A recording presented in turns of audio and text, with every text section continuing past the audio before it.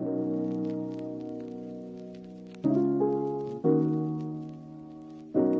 try to remember.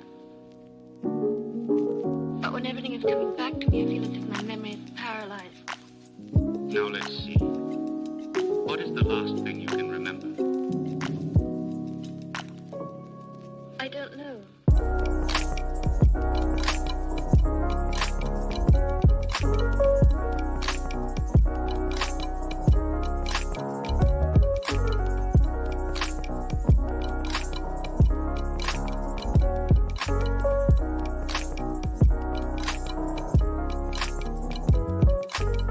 Go on.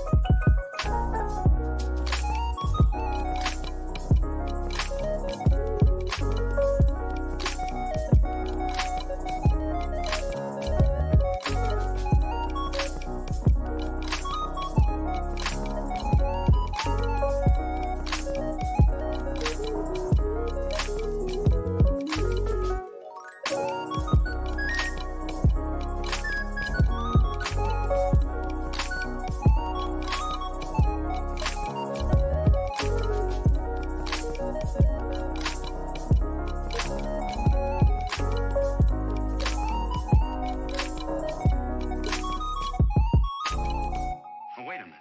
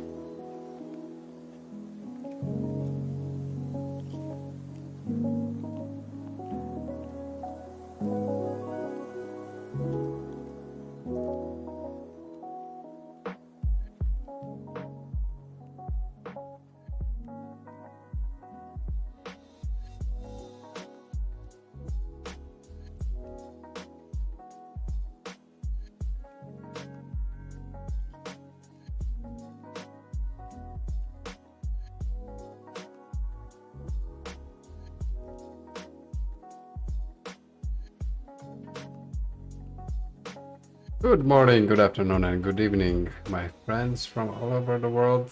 It's good to be back. Now I can finally stream Last Epoch again. We were in the community testing phase where we signed an NDA, and of course we couldn't stream that. But now the patch 0.9 has been released since Thursday. Been playing it when I could go online. And now because it's Saturday evening, I can also stream together with you guys.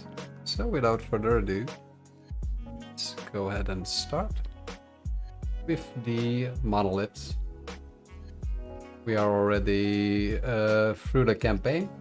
It's not worth it to do the whole 9 acts, so you just have to do the first 7 acts so you can unlock your idle slots. And once you're through with that, you can just start the monolith progression and you can level up faster that way.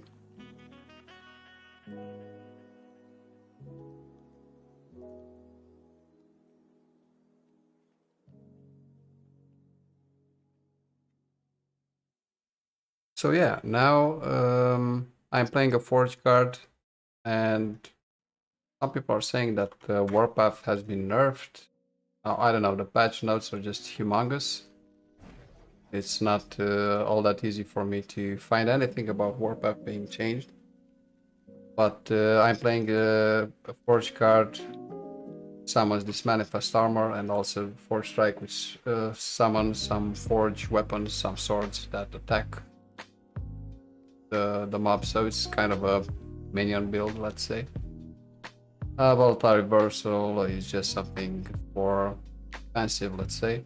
And Void Cleave buffs the minions. And yeah, Warpath just spinning around. Very easy.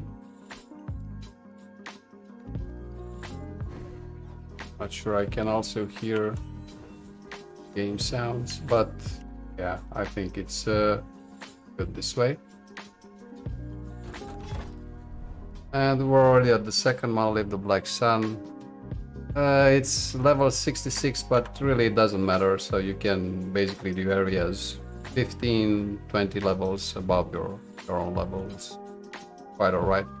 We just need to fill this bar and do the quest echoes. And maybe let's get some experience or rings. I'm trying to go for weapons, axes if possible. Head armor, and sure, rings. Okay. Increased damage, but increased critical strike chance. And the problem is, I don't have any critical strike avoidance just yet. I'm going to try something else. Try this one. And it's quite easy to just go around spamming Warpath. I really like that the performance is much better now in all areas of the game. So this is a big plus. And one thing I've noticed is that there are a lot more altars, I guess we're calling this game, spawning now, because the monoliths have been tuned for multiplayer. I'm just playing solo, but I think changing the altar number dynamically based on how many players are in the game will be something they will change at some point. But now I can actually play the game on ultra, and yes, I'm limiting the frame rates now because I'm streaming. And I think it's kind of choppy, as I can see on the stream. But we're going to fix that after this arena, of course. As far as I can see, the stream is really choppy.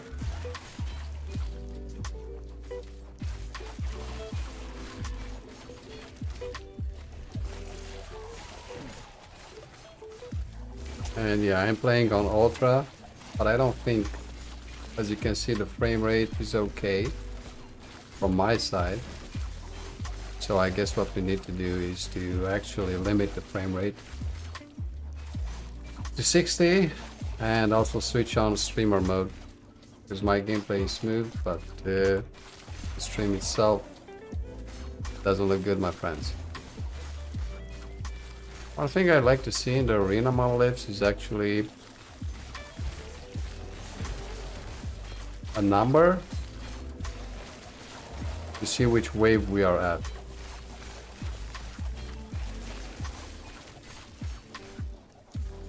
Normally each arena monolith, I know for sure, only had one author, but these have two. So they've been optimized for multiplayer, but when you're playing solo, it's actually an advantage. Fair or not remains to be seen. Let's actually see how the performance looks in the waiting area. And if needed, I'm going to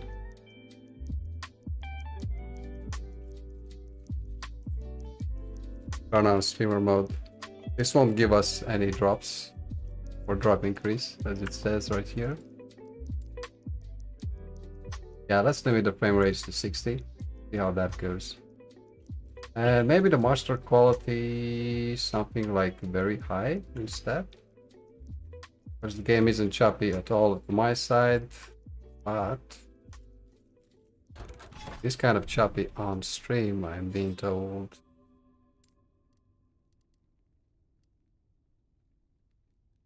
Let's see how this looks.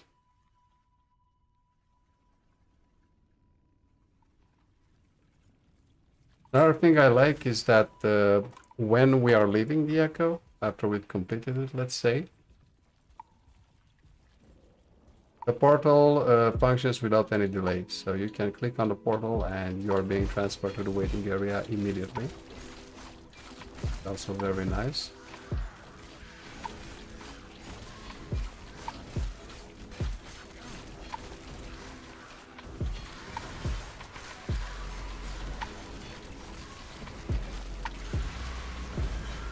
Or just go warpath around. We need to slay some enemies to find the ash gate, but normally if you know where the objective is, and this is especially nice when you are having spires or anything like that, you can just warpath through the mobs and just go straight to the objective. And I also have a warpath node that summons forge weapons just by spamming it, so quite easy. Don't even need to use forge strike, just, you know, once in a blue moon.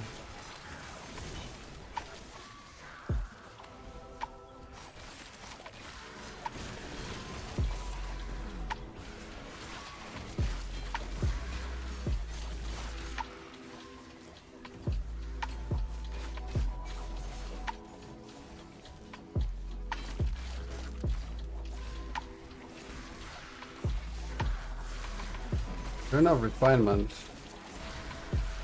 Oops.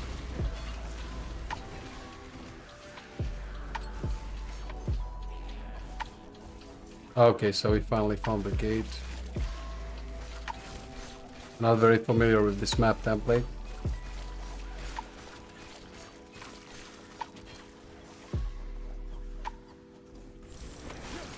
Oh, it's just a gold. Okay.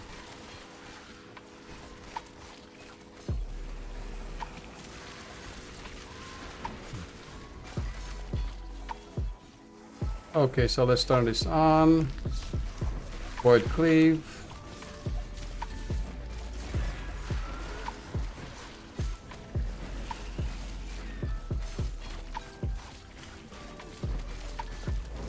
Void cleave again.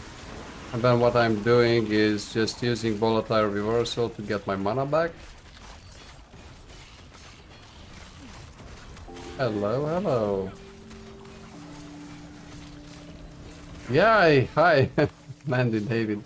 I usually stream Last Epoch, actually daily, but then the closed alpha dropped and I couldn't stream that.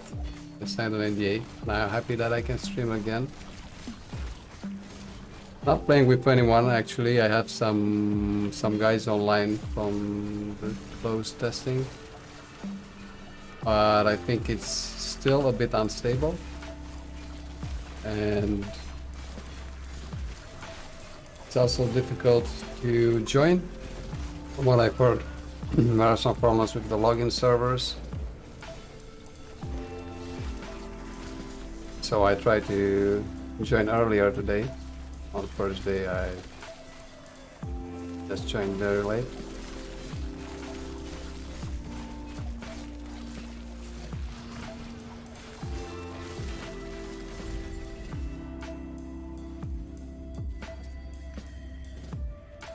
And I'm actually happy to see that Last Epoch is being streamed also by a lot of popular streamers. This game could use with some marketing, some publicity. Been playing it for 2 years, since March 2021, and multiplayer release took a whole year to implement with no new content updates. And now that they got that sorted, I'm sure that's very easy to add new content whenever we want. Increase minion damage, spell damage. Oh, that's not. So now I like it that when I click open portal, I go for the portal immediately. There was always some delay and I had to click the portal several times to exit the echo once then.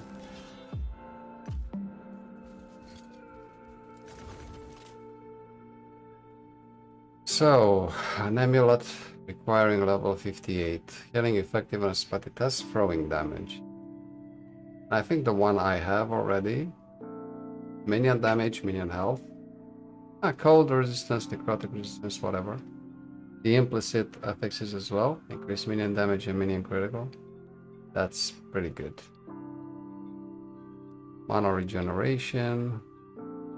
And these alarm bracers, which for some reason are level 62. And they already have increased minion damage. I don't like the implicit too much. With critical strike chance, I don't need that with my class. But I'll keep them and see if we can use them later on. Level 62, yeah, we'll get there in no time. The volatile reversal, this is just a skill I'm using defensively and to replenish my mana. So it pushes me back 2 seconds in time to my previous position and my previous mana. It also health, but I've used this one to have a significantly lower cooldown, and it doesn't replenish my health, just my mana. Just what I need is for mana management, really. So yeah, Void Rifts, and I think I'm going to click on this. It just gives me a move speed increase, significant move speed increase, but only for 1 to 2 seconds. Nothing too fancy. Trying to get to this node here, Shield Crafter. You will notice I'm not using a shield, but a two-hander. However, this node also increases minion health and minion armor to 50% per point. So then, with 3 points, you basically have a 150% increase in both minion health and armor. Or 3 basically. But I still need a couple of points in this tree before I can get there. Hammer and Anvil. This is a stance switch, right? Anvil stance, you get less damage, but you also deal less damage. Now, since I'm a minion build, more or less, I don't care about the damage I do, but I do care about my survivability. And since I don't have any throwing attacks, like throwing hammers around, stuff like that, I can just... I'm staying all the time in Anvil stance, so I decrease all the damage I'm taking by 15%, and I guess it will reach 25%, which is quite insane. Think about it. Shield Breaker, yeah, I don't care about that. There's some points I'm throwing around here. Good, good. I also have Folded Steel, which increases the damage done by forged weapon, money for armor. So we'll think about that. We'll think about that. But right now I care about my survivability because looking at my defenses, critical strike avoidance is 0, which is really bad. Okay, bad. Normally you would need 100% critical strike avoidance, and we only get items like that from echoes, of course, and I guess at higher levels. Right now I'm just avoiding critical strike nodes. Nodes with modifiers that increase the critical strike chance of mobs. And I'm also interested, very interested in the survivability and less in damage, let's say. High speed and crit chance, yeah.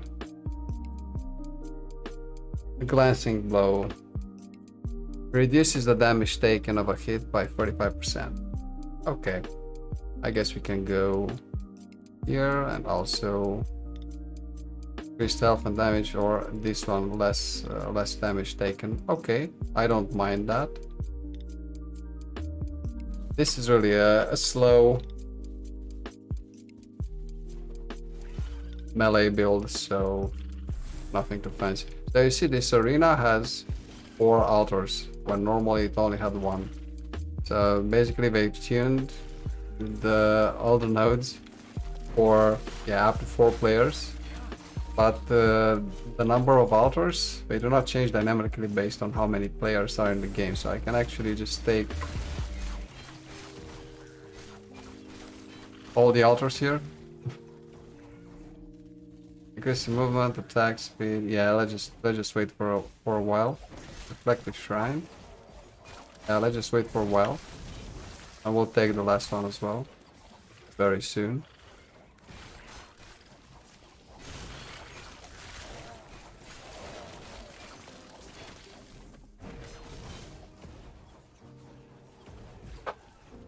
I'm going to have to increase the light here just a bit. There we go.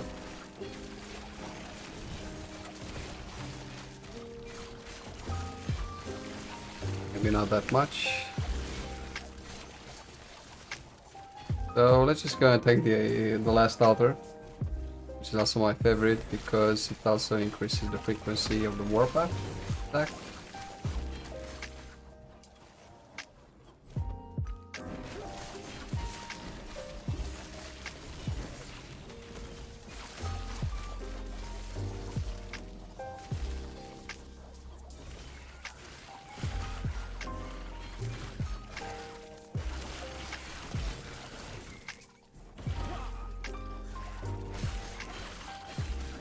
"17 waves. Wow. I think it's the maximum 17 waves. Unless they change that. I don't know, the patch notes are just so long. I'd rather play the games than read them. And yeah, I think the brightness is set to very high or something like that, so you guys can actually see something as well.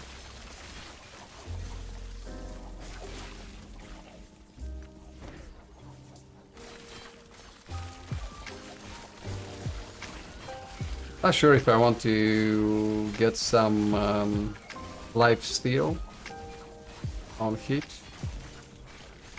health replenished on hit, and then I have some healing effectiveness nodes in the passive tree, on the paladin tree. But I guess we'll do that later on. Yeah, so now I can go for the portal, just like that, which is very nice, very nice. I've done so many echoes and monoliths, and I always had to click that portal like 10 times to go through it. Now it's much more responsive. Nice, I like it. Still level 59, so yeah, we're leveling up is slowing down a bit.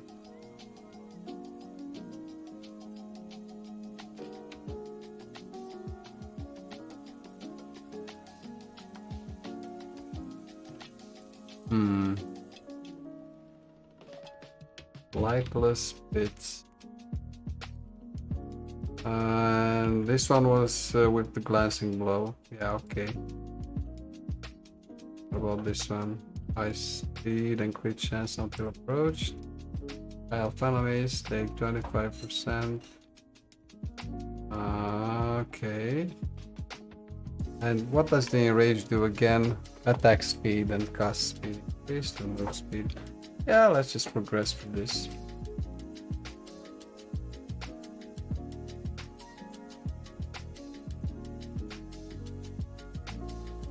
Okay, so finally no arena. Started the evening with 2 arenas already. And I think they were also the first arena echoes I've seen since playing on stream. Yeah, no, playing, leveling this up and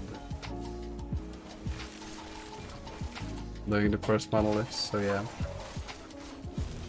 And we have to slay enemies to locate the gate. And you can see I just do the warpath thing and it summons the forged weapons as well. And I can use the void creep to buff them. It's a very easy build. It's something I would recommend even to someone first starting out. Yeah. I never played the Sentinel Masteries and I was actually curious to see now that the game is much more responsive on melee. I've summoned up the courage to play a melee class and actually have fun while doing it. Freeze rate multiplier, increased lightning damage. It's like all over the place. I just need fire damage. I'm also going to convert my warpath to fire. Warpath does physical damage. But since I am a fire-based build, I want to reach this node right here, Earth Scorcher. Base physical damage is converted to fire. And it will scale with fire damage, but not with physical damage I have on my gear. Base physical damage, fire. Lead, ignite chance. So yeah, I can actually go now for it. Off a fire, burning trail that ignites enemies.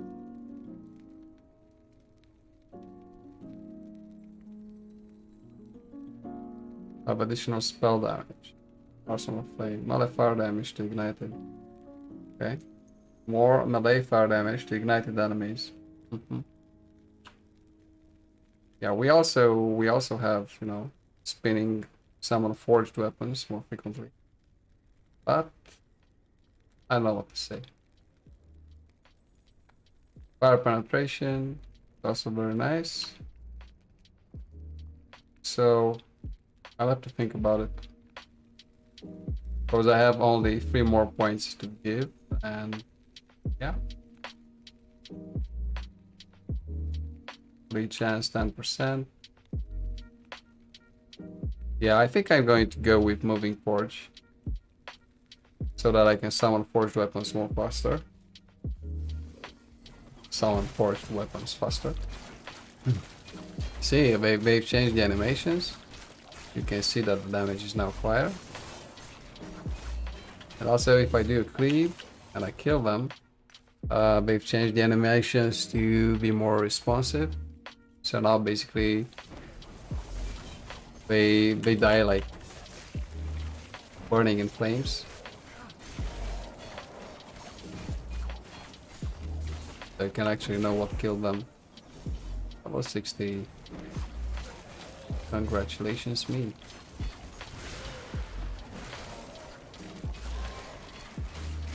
Seal the bile gate. Okay, we found it, so let's just go ahead.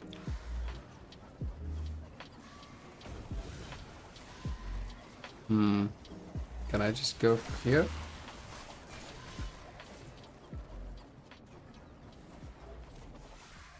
Yeah. And Warpath does slow me down with 20%. No biggie.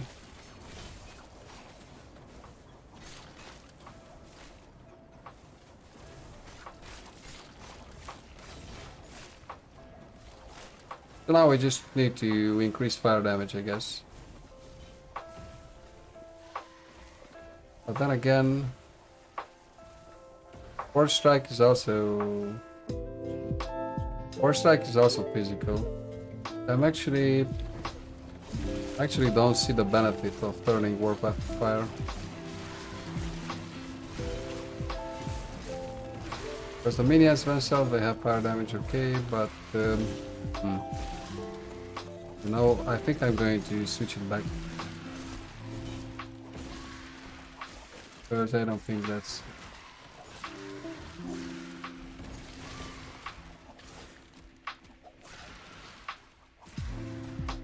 not really what I had in mind, I guess.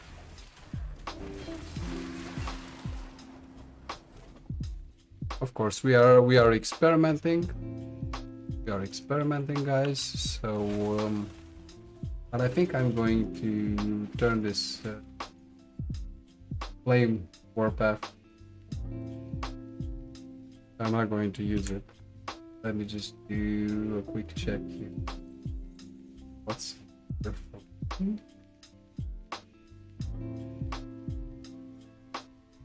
we can just looking at some Forge Guard builds around here that also use Warpath. I'm actually curious to see what the other guys are doing. So, Aaron from Action RPG doing this.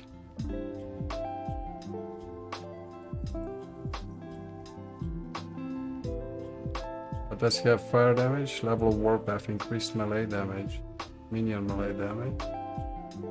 No fire damage. It's nice that it ignites them. Nice that it ignites them. So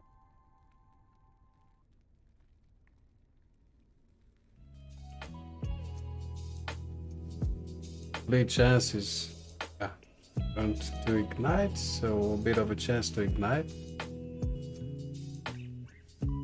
What else? We have something with Warpath, so if we hear Warpath 15. Okay, let's see what else. I think this guy isn't using it.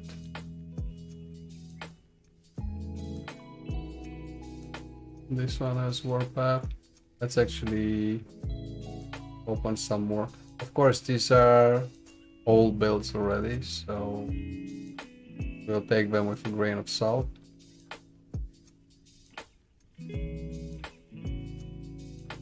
This one also uses it with fire, but also has smite, so just of hope, smite. So I guess the builds that use smite also have this thing, so they can get to smite being cast whenever it's done. So you see this moving forge. Why spinning you summon more? Yeah, but I'm not sure if I can add another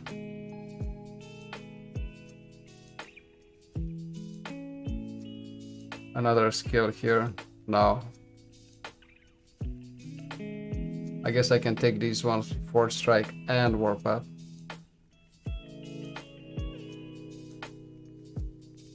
Because you can see this one, but this one has 24 points because it also has an item that increases the number of points from 20 to 24. Reckless spin. No, thank you. I'm not sure I need that.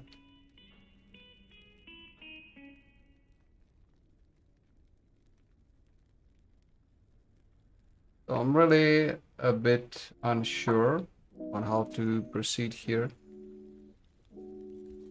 Because, yeah.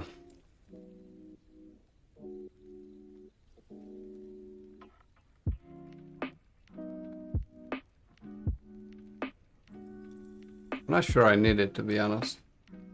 I think I'm going to turn it off. We're going to turn 2 points off here. But then again, I'm going to stop respecking. I'm just going to keep it for now. Because we have 3 more points and we can just put them into moving forge. And I guess that's about it. So why not? Let's see how it goes.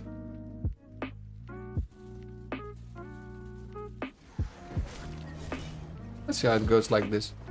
It's a bit tiring to the eyes. But hey, it is what it is.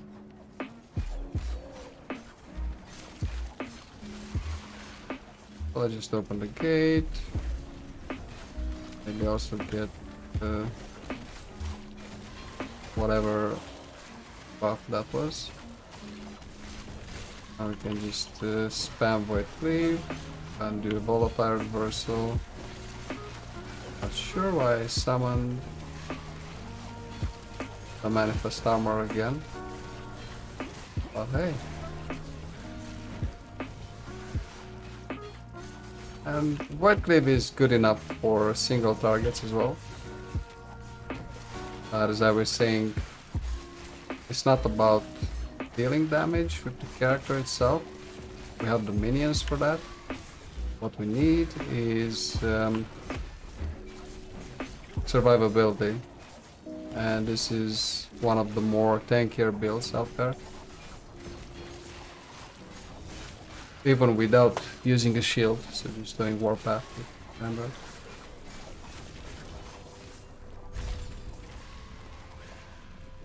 Yep. That's done. Yeah, actually looking for, you know, some actual items here.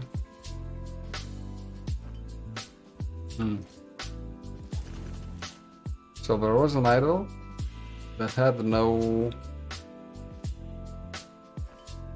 Yeah, let's see. Health regeneration and poison resistance. Well, poison resistance isn't something to sneeze at because my poison resistance is 0. Physical resistance, increased void damage and minion void damage. Yeah, okay, I am using volatile reversal, but I'd rather just put this poison resistance on. Touch rating and necrotic resistance. Yeah, my necrotic resistance is a bit too high, so I can just put this on as well. Void damage, for lack of anything better.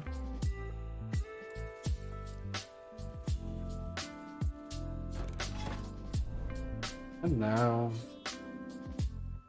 enrage of health or deal increased damage, increased critical strike chance. We can just go this way. Still get stability. That's what it's called. Yeah. We do all the monolith related quest echoes. We can move on to the next one. Level 66 and now level 60, but it doesn't matter. I guess with this character, if I make it survive long enough, then I can do level 80 content with it. Not dungeons, mind you, but just simple monoliths. You can just go ahead and I guess at level 70 we can actually activate the empowered monoliths as well.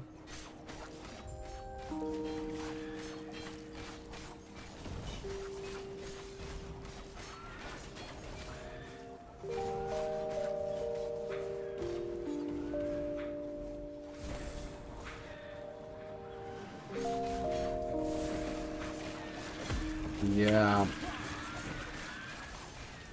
Oh, look at that, my manifest armor is gone.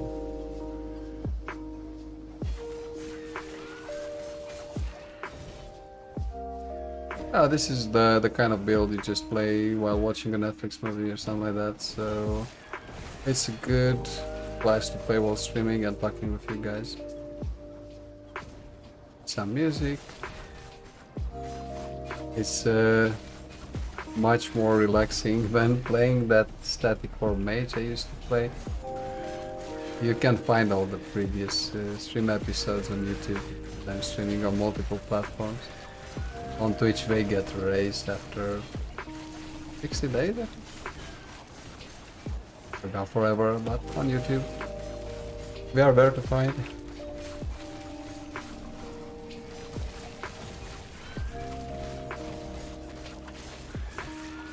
But my manifest armor, I see, disappears all the time. So maybe we should do something about the minion health at some point.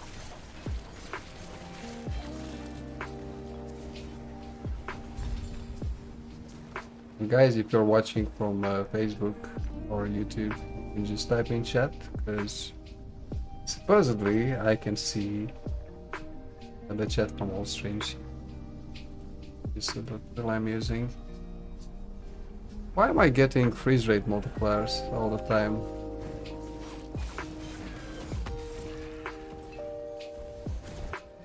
Get out of here. I think it's safer.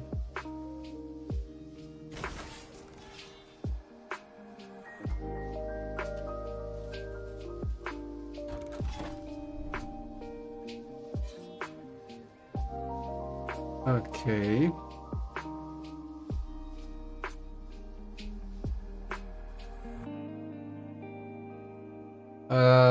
Do we want to do the first two echoes now? I don't think this brings us anything really. Rare enemies have 40% increased cooldown recovery, speed, 30% increased damage. Okay. We only have one modifiers. Really, these are the normal difficulty.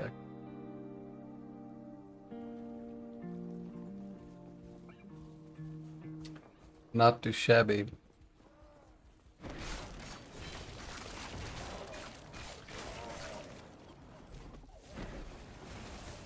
Slay enemies, yeah, okay. Many echoes have this slay enemies thing, so that you can just zoom past the mobs like I'm doing right now. And actually do some kills. That I guess makes sense, but hey. These are the rules. But if I just warpath through them, I summon forged weapons, they take care of the rest. Yeah, since I ignite them, and you can actually see some nice animations, see which ones are ignited. I guess it's a good synergy, what I have going on here. Even if Warpath doesn't summon forged weapons like all the time, it does summon them like with 50% increased frequency. I guess that's okay. Oh, here is the view. Okay. Yep, easy. Spell lightning damage. I think I might just play some paladin at some point. So I'm actually going to pick up lightning items, lightning damage items that I happen to find. Going to get our stash here and just paladin plus possible items for the paladin. We have like a shield or something. I don't know. Just buying stash tabs for no particular reason at the moment. Just so I can, you know, put some items in them. Now this sunrise emblem of deflection. Let's see if I can buy some more shattering. One. How many shattering do I have right now? I have 3. But I don't want to use them on just any old item. But 2 actual items. I have some nice fires.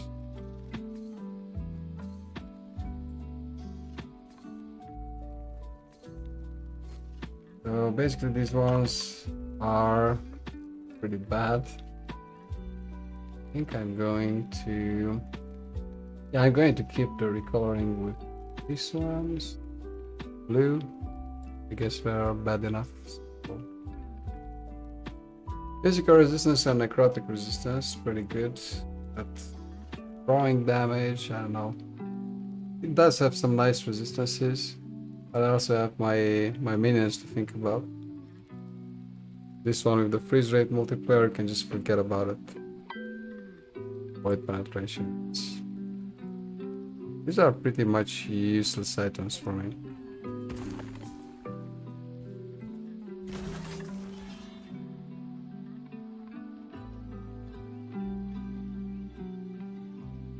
Chance to shock on hit. Increased lightning damage. Shock is basically, it basically stuns mobs. And I am going for a high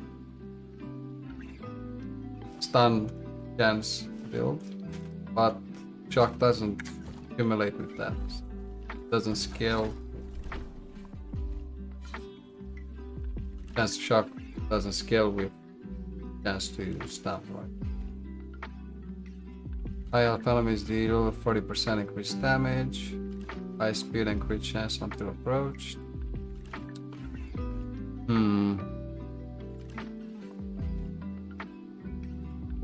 Yeah, I guess I'm going to take these ones with increased damage. We're going to get the stability soon anyway. Not going for oral beast or anything like that.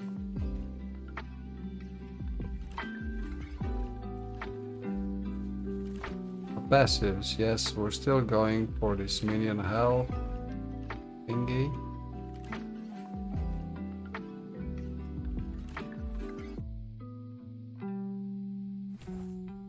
More or less damage dealt.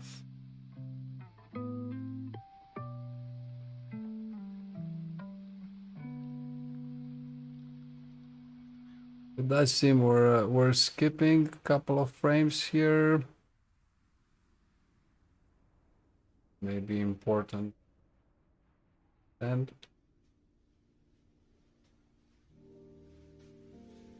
because if we're having skip frames all the time, yeah, that's not something we want.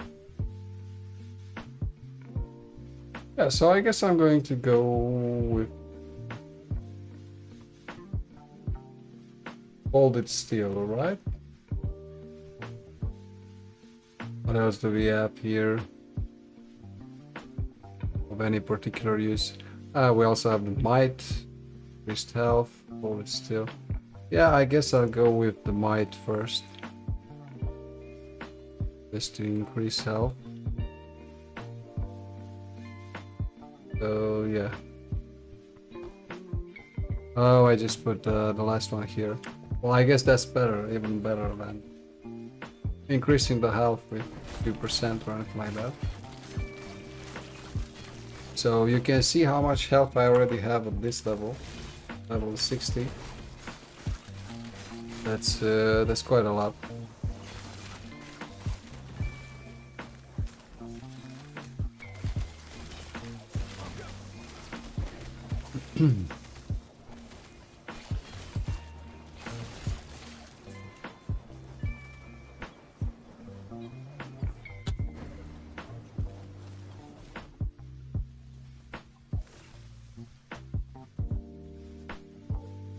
Just increasing the lights a bit here.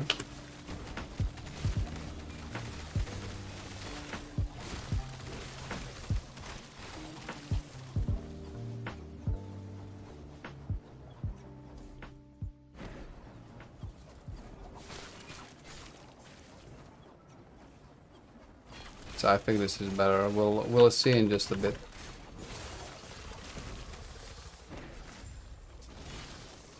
Yeah, I think that's a little bit better. So I actually want to see at some point what the light levels are, but not right now, of course. Level 62 will have these bracers. See if we can do anything with them. Irons of Discovery, yes please.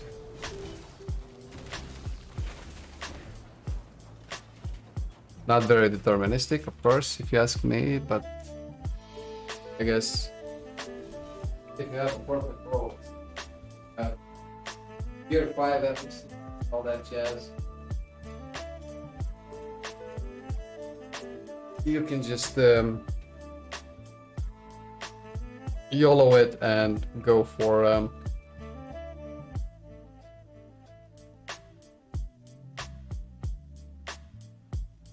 let's go.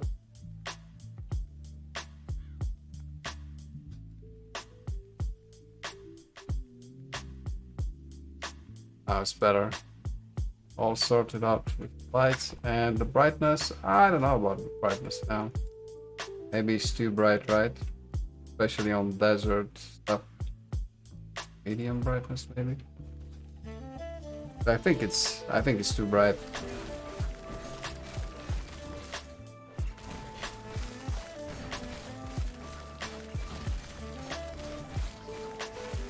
Not sure if you want to just go to very low brightness or something like that, but let's just keep it on medium.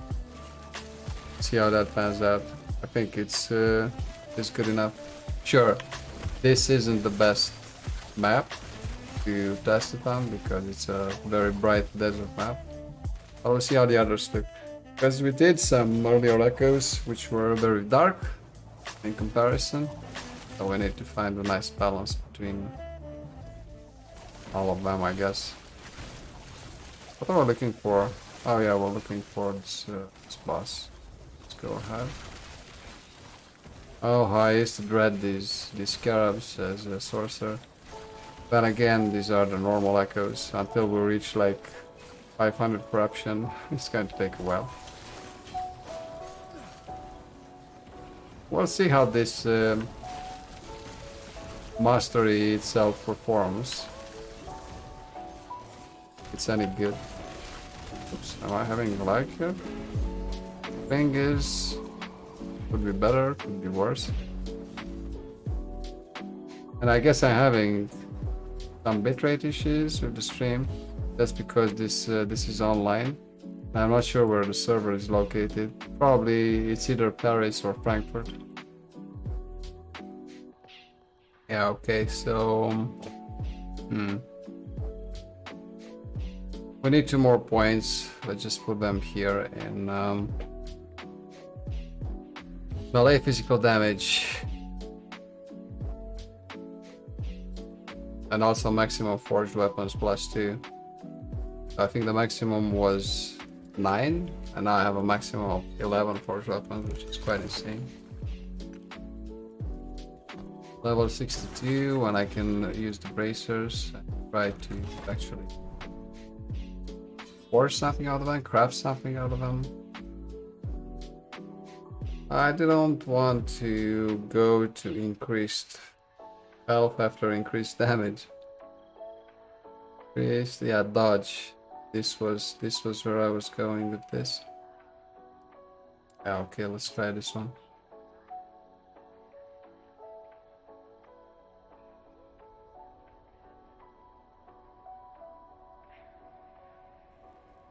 I usually watch streams myself when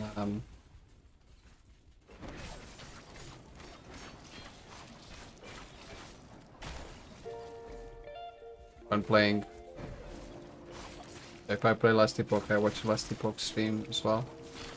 Now, of course, there are a lot of popular streaming, and I'm like at the bottom of the list somewhere.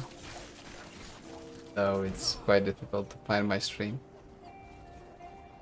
But that's on Twitch. I also stream on YouTube and Facebook. Yeah, so sometimes, did you notice that? Sometimes a Warpath keeps casting. I have it on my right mouse button. And if I stop pressing the right mouse button, sometimes the Warpath keeps casting. I have to interrupt it before it leaves, for example. And that's an online only issue. It's a known bug. It has to do with the response from the online servers. The server thinks that you are still casting Warpath when you aren't actually. But the weird thing is that the character itself, the character stops spinning, but the weapon keeps continuing to spin around the character. Oh, it's a bug, but at least it's on the list of known bugs. So at some point, hopefully, it will get fixed. I'm really happy that they managed to improve the performance overall. So in the entire campaign, especially Warren City, if you remember that area, Warren City with a lot of void mobs, dropping the performance. And now I have excellent performance on Ultra. No problem at all. So if we are limiting the frame rate per second to 60 in streamer mode, let's just go for Ultra then. By change. And yeah, I think the very low brightness. No, it's the medium brightness. I think the medium brightness is good enough. Yeah, so let's see now. Actually, you know what I'm going to do? I'm going to turn, or maybe not turn the yellow ones just yet. Let's wait for a second.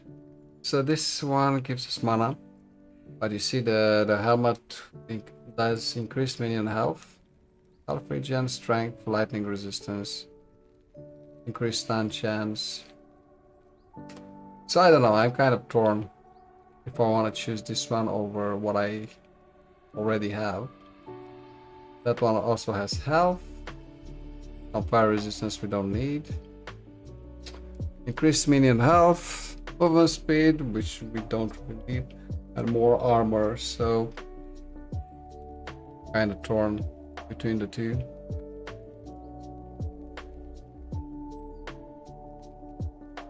Health regeneration is not something it's not a must. It's a nice to have, but it's not a must. Increased stun chance, well, and mana, so I don't need mana anymore. So I think I'm just going to shatter it. I already have too much mana, if you ask me. I already have too much mana, if you ask me.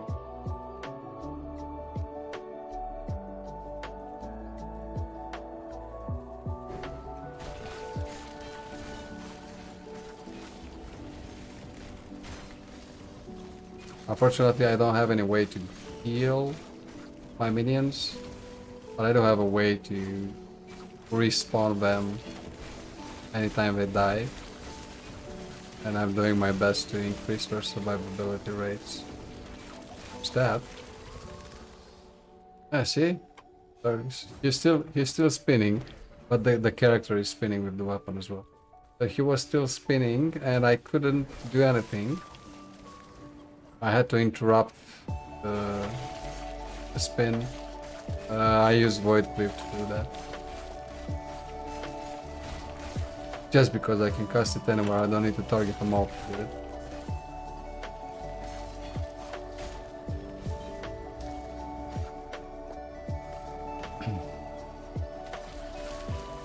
I don't need to target an enemy to do it.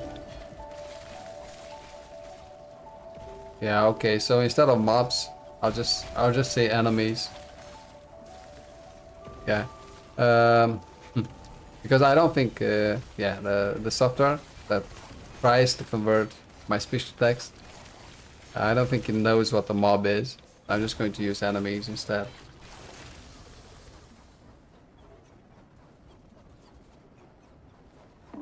Oh, it actually understands the word mob as well, because it's a word. It's a word in English, right? A mob. But I think the way I am pronouncing it in a sentence makes the program wonder.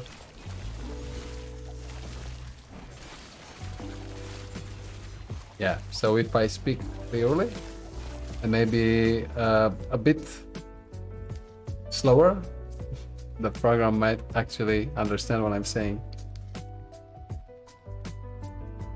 Yeah, so I think it actually became smarter since the last time I've used it.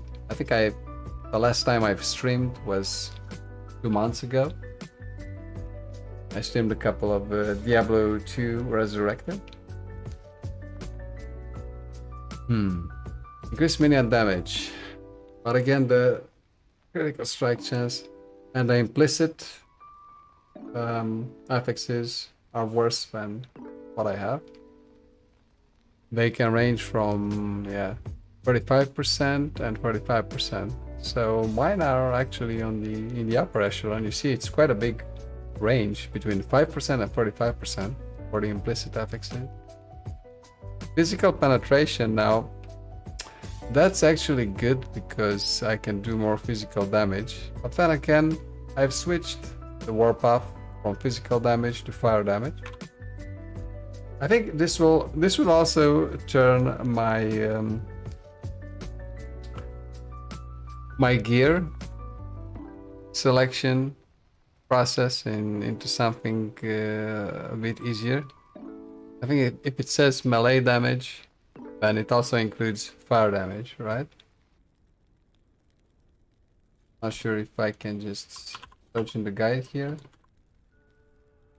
You see, there's nothing.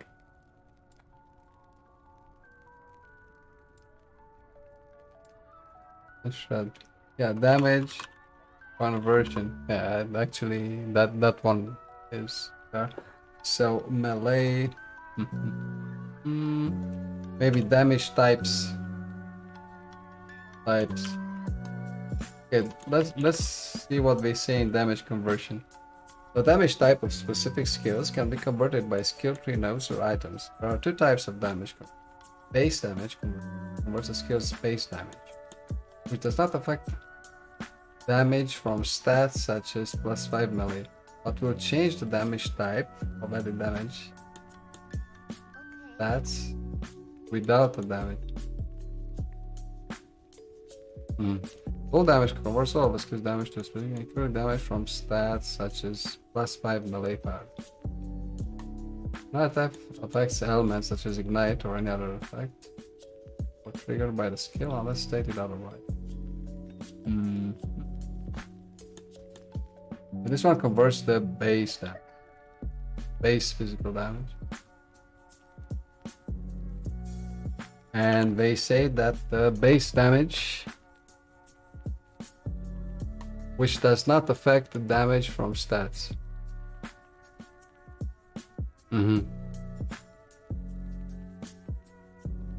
So I don't really care about the... I can put +5 physical damage, or I can put +5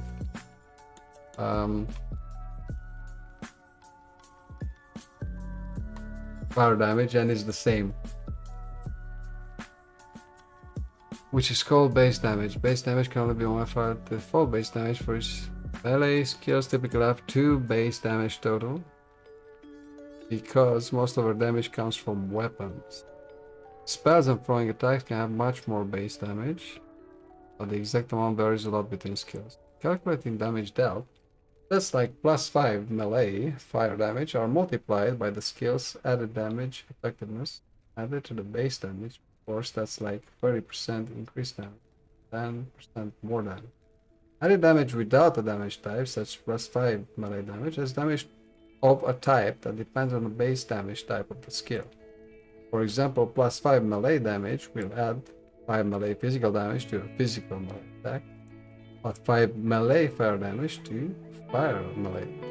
So I can just get something that has +5 melee, and all our problems are solved.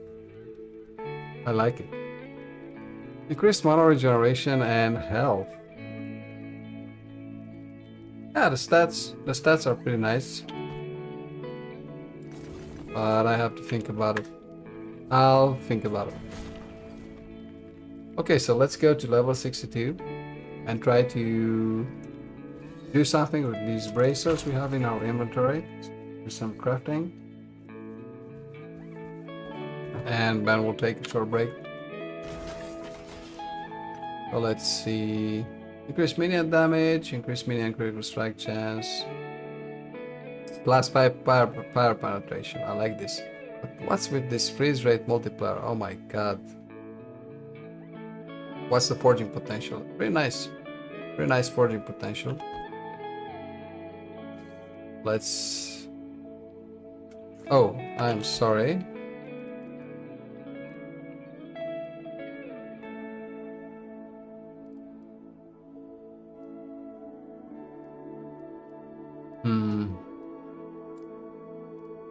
The thing with the recoloring is that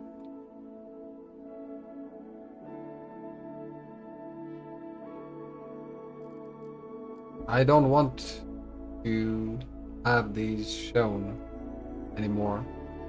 So not just enable or disable, but I want to...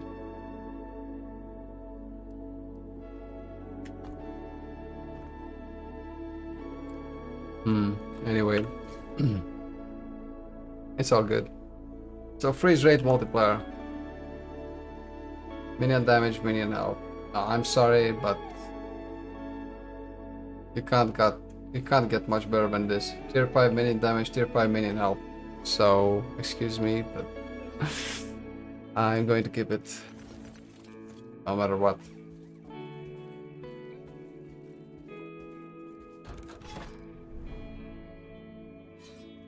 Just excuse me 1 minute, I'll be right back.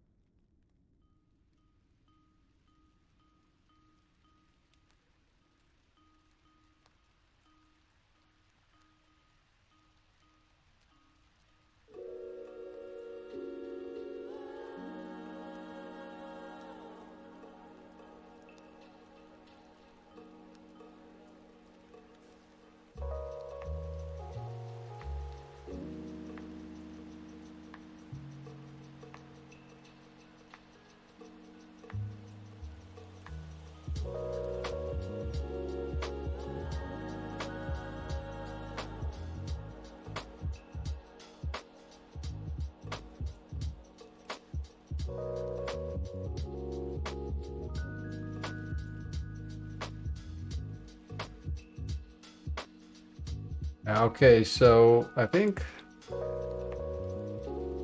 actually curious to see how many people are playing Last Epoch right now. I think SteamDB is pretty accurate when it comes to the numbers for Last Epoch. SteamDB, Last Epoch. Yeah.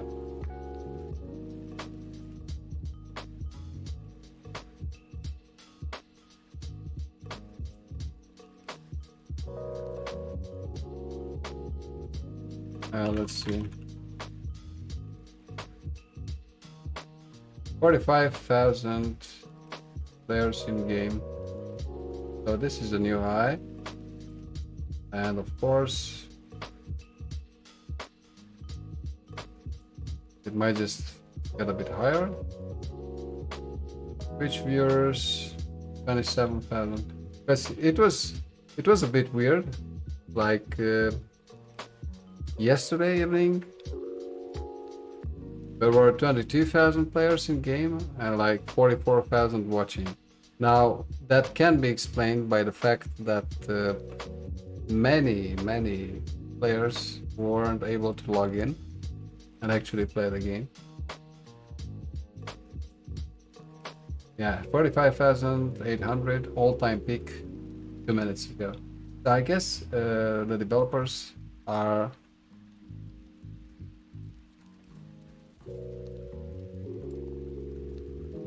gradually letting more people in by testing the servers with the providers and see just how many people are interested in playing the game, because it's not worth it for them to pay the providers to allow 100,000 players when only 50,000 players want to get in tonight. So they need some more data before they can actually start fixing those problems. They say something on Discord about this today. And the last step of Discord in the news. Just an hour ago. From Kane, update. We are pushing an update that will bypass the queue system to get you all into multiplayer. If you are battling the queue, then restart Steam and download the tiny patch. So if you are in the queue or anything like that, just restart the game and update it in Steam client.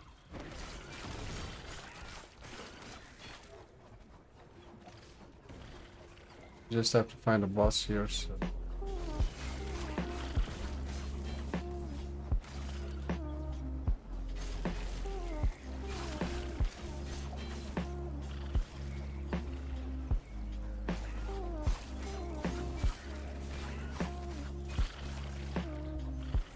So this build is like the laziest build ever.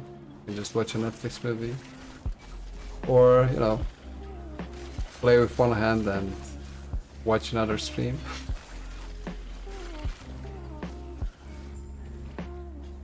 I played Static Orb Sorcerer for a long while.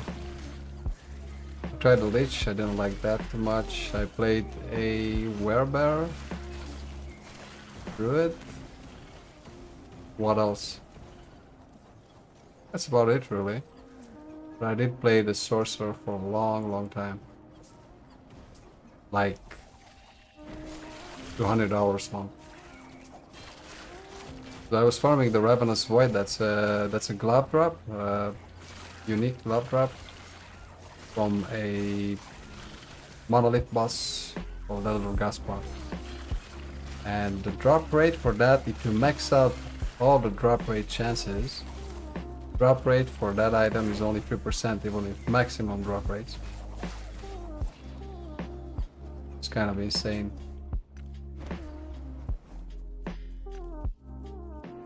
So right now we're level 62. We just need to finish the secco and try our hand at crafting. See if we can get some better gloves than what we already have. We have these ones, but it's only 1940 potential. That's the problem with gloves, low level gloves at least. They don't have a lot of forging potential. Prophet of Ruin, this one is easy. Also good. Manifest Armor back out. Manifest Armor is dying kind of a lot. I don't know what to say about that.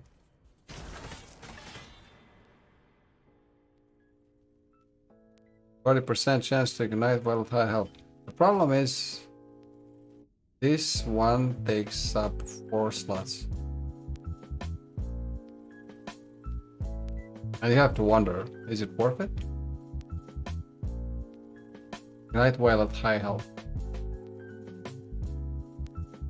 I guess so, let's see.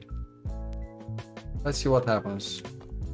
So if I take this off, I have significantly less armor, because this one increases armor by 20%. To be honest, I care less about igniting and care more about the armor. It reduces a lot of damage that I'm going to keep this on. And I'm going to make the mistake I was thinking with Sorcerer, which was kind of a YOLO build. So insane damage. It was a lightning, static orb, Sorcerer, whatever. Insane damage, but survivability like 0. I couldn't do T4 Juro with that one. It was just so insane. Very difficult. So now I'm going like to the other extreme. Very high survivability, not a lot of damage, but then again we have the minions to compensate, right? We just put this idol here for safekeeping. I'm not even sure if I want to keep all these idols for forge card because I just need health armors. I think there is something called Throne of something something. Throne of Ambition. Throne of Ambition. Let me actually put up last tip of tools here on the screen.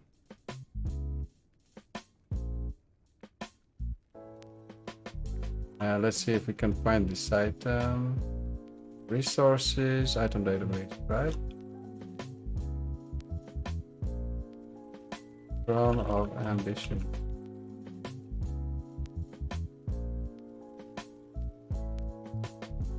Okay, so we can farm a boss for this one. Stolen lance, yeah, okay. Get a stack of ambition when you hit a boss or a rare enemy.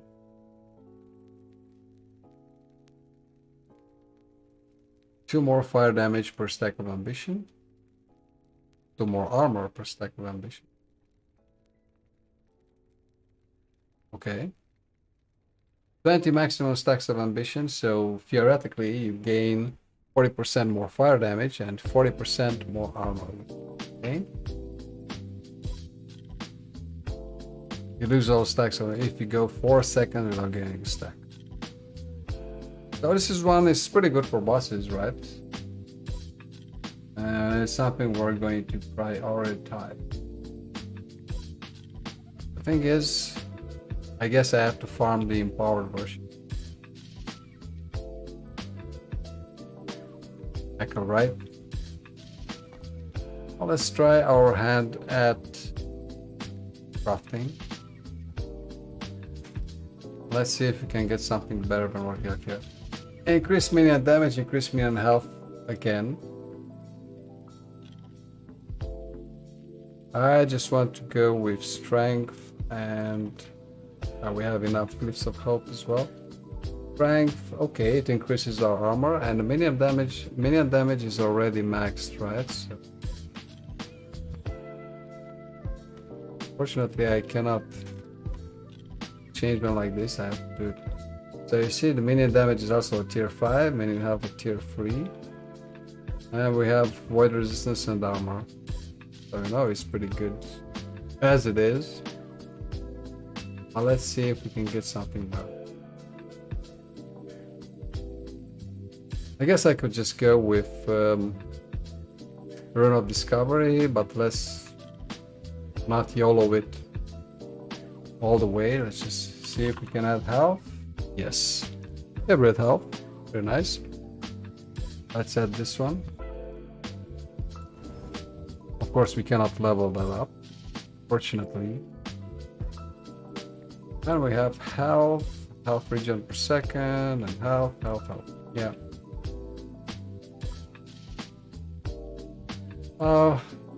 Let's add it. And we didn't lose any forging potential, so we were insanely lucky right here. Let's upgrade the health. We didn't lose any forging potential again with the Glyph of Hope, which only gives us a 25% chance of that. So I think we are closing in on a winner here. Wow, so very lucky. Strength. Okay. Okay. We maxed out the strength, maxed out the health, maxed out the minion damage, and we also have that hybrid health around there. Whatever. But I think we have a new set of gloves right now. Losing a bit of mana because we have a lot of mana already. Reduced minion health, but we ourselves get more health, so I think that's worth it. Increase critical strike chance, yeah, okay. So I think it's pretty good. Let's see. If we exchange these, the difference in armor is negligible, no problem. And we also get more strength, like a lot more strength. We get like 50% more strength, which increases our armor. So you see it compensates. Very nice. It increases the minion damage, and I think we gain a lot more health than what we had.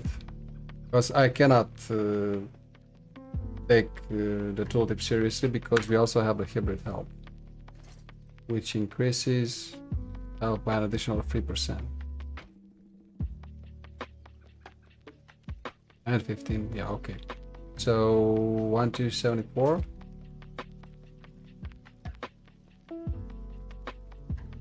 Wow, so 150 health more because of the hybrid health.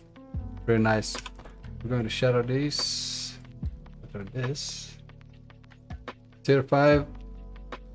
Minion damage. We're going to get a lot of minion damage and minion health shards. Hopefully. None. But instead armor shards. Well, that's RNG for you. Physical penetration. 25 health. Resistance. I really don't care about the. And if you just sell them, they're like cheap trinkets, to be honest. Anyway. Okay, so now we can do the Fall of Ledria. And we're going to do this right after a short break. I usually take 10-minute breaks. So if you guys have anything to do, meanwhile, join another stream, but remember to come back in a minute. See you in just a bit.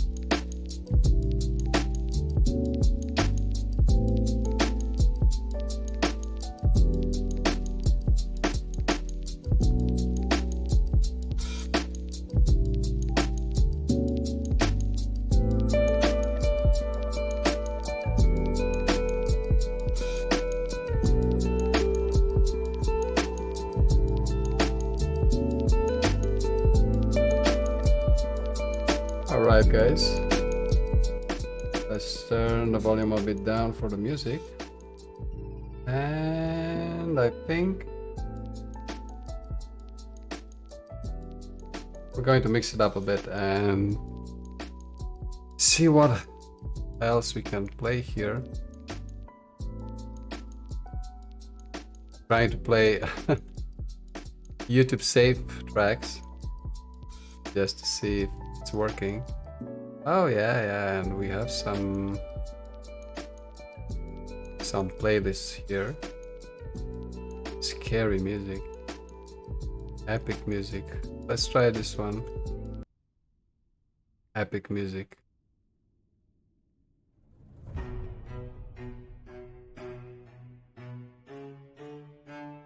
And yeah, let's see how the epic music is. So now we can just do the quest echoes and move to another monolith soon, if we are able to actually do it. I don't remember the boss here for the Black Sun.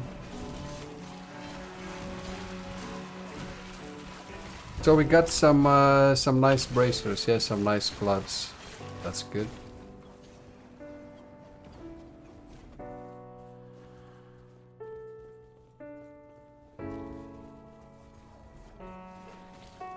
Oh yeah, excuse me. That should work now. Okay, all done. Oh, we need to save some villagers. Okay, can do that. Here to help. Have no fear, I'm from the internet. But I see that the manifest armor is not doing too well, if you ask me, because it's dying all the time.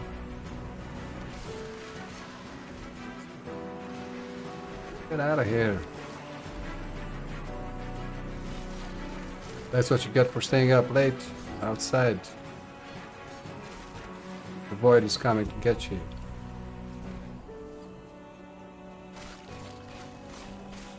How's our void resistance?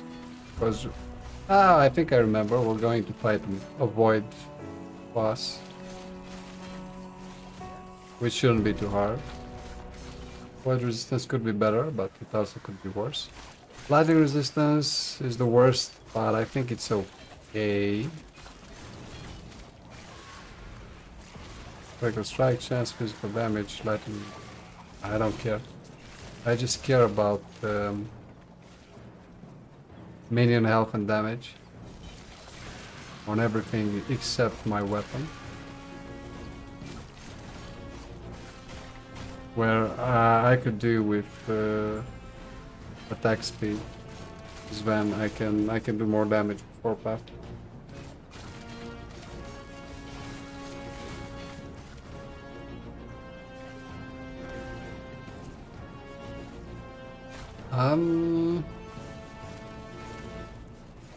Defend the town from cultists. Okay, I can do that.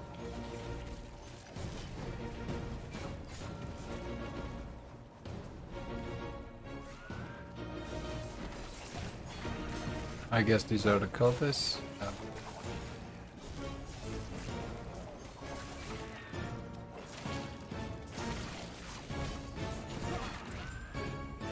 Go to the town square. Okay.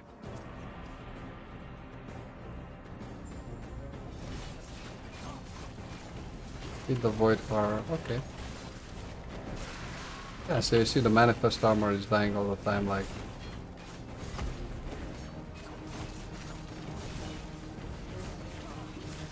Oh. Yeah. I thought it's a normal void horror, but it was a boss. If I'm dying even with this class, you can imagine how often I was dying with the with the sorcerer. No. Do it again. Too bad that we have to go through saving the villagers thing. once more.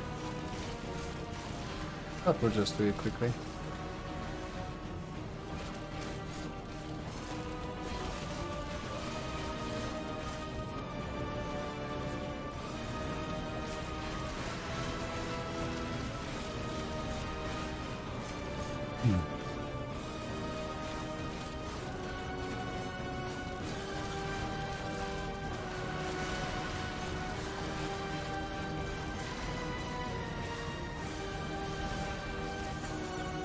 Helmet vitality.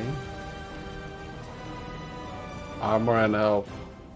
And of course the purple items also have much more forging potential. So we're going to look into it.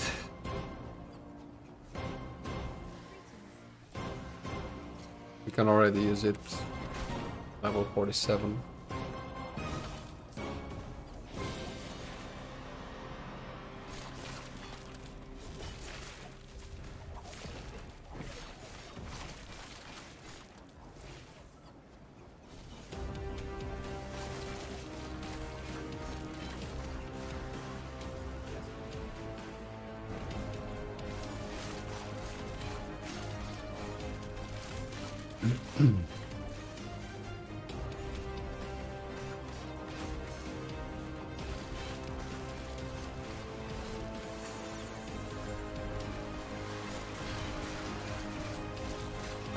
Friends are offline because it's Saturday evening and they're probably doing something else. Like living their life. Destroying attacks.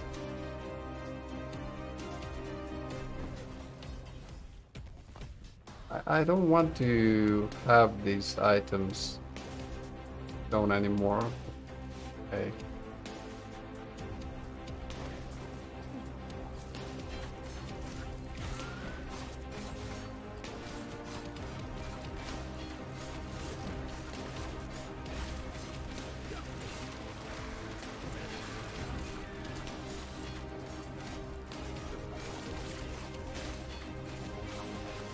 This epic music playlist is okay.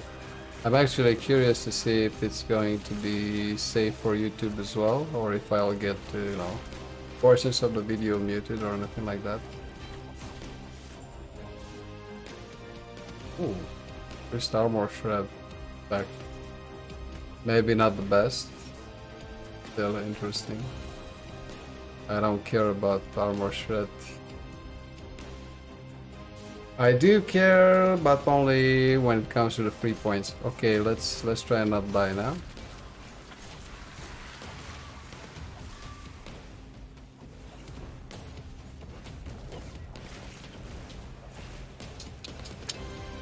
Wow. This guy hits hard.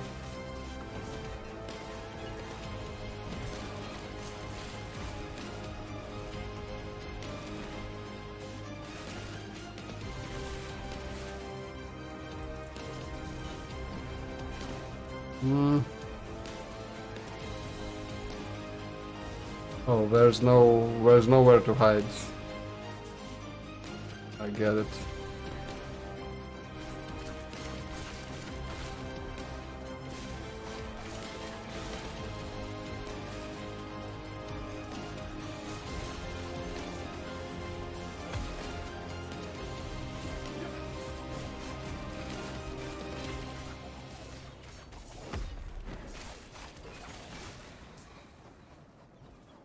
So we're done, yeah? Okay, good. I do the next one. We didn't get any reward, of course. And let's see, what about this helm? 63. Yeah, it's nice with the armor shred thing, but kinda useless too. Yeah, actually. Increased minion health, yeah, okay. But seriously? Oh, it's even better. Just because it has so much forging potential, right? So let's see what we can put on it. Critical strike avoidance would be nice. Armor.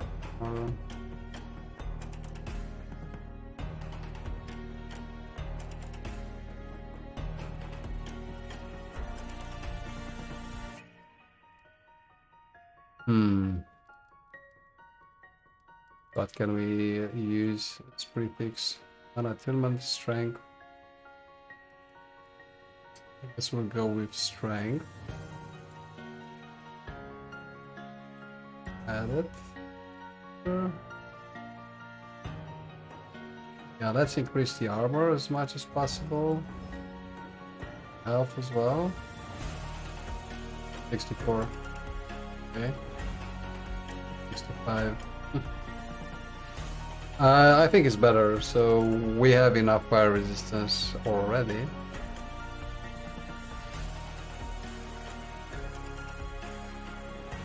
Just give me a second.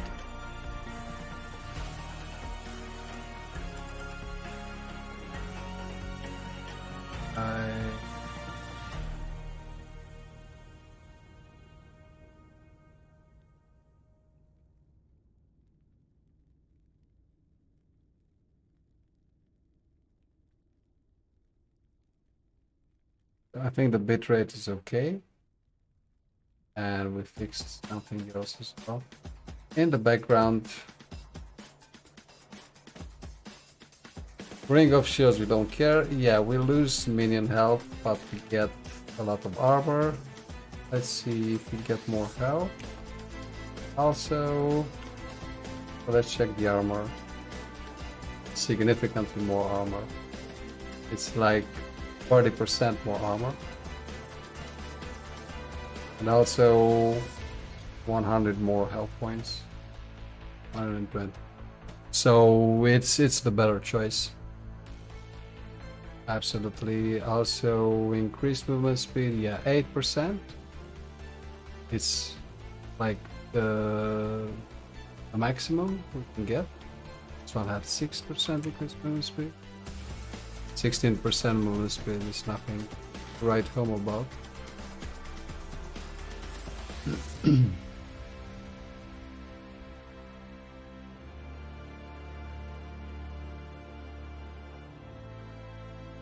All right, let's try something. Yeah, so this is working. Yeah, I can choose this from here. But I'm not sure if you guys can see it as well. Gotcha. Anyway. Yeah, the music is pretty good. So we're going to shatter this one. Yep. I guess I can buy some more shatter runes from here. No, I have to like restart the game for that. And this one, I'm going to shatter it as well. Even though armor shred effect, void resistance and dodge rating, I don't know. What else to do with it, right? I guess we can just I guess we can just ruin it, like, I don't know, remove random effects. Yeah. Okay. Okay. And this one. And we have like 14 potential. We can just use the rune of discovery on it. Health regeneration, physical resistance, increased fire damage, and ignite duration. Isn't bad at all. And yeah. But is it better?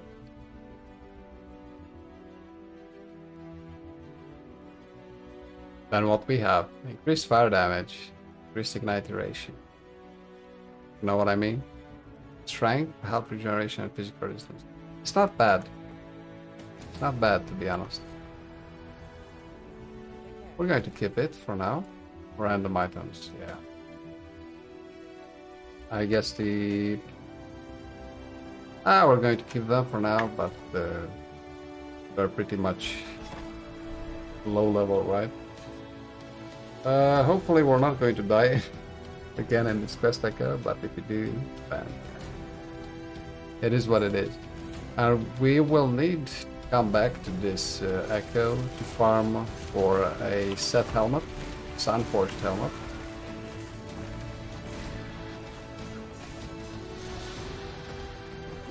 Search for the coating camera. Okay.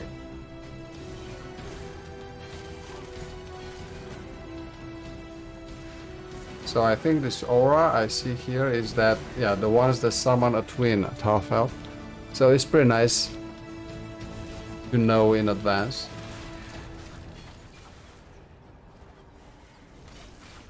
Which ones summon a twin. So that's pretty good.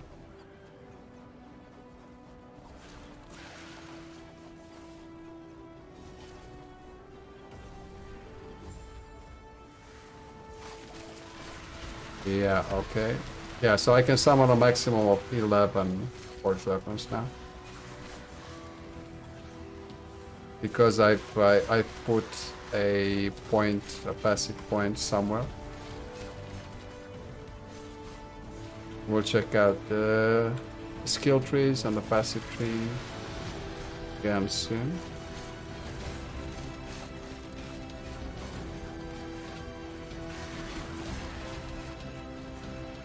But the manifest armor is like dying all the time.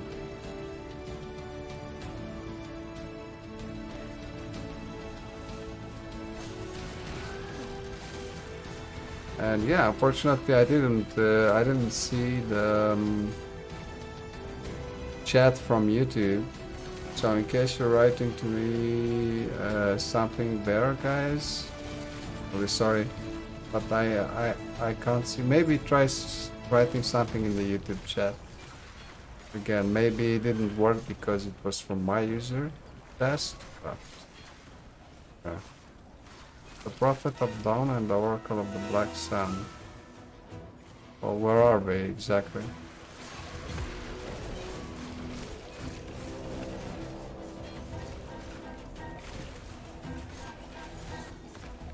Lots of area of effect spells.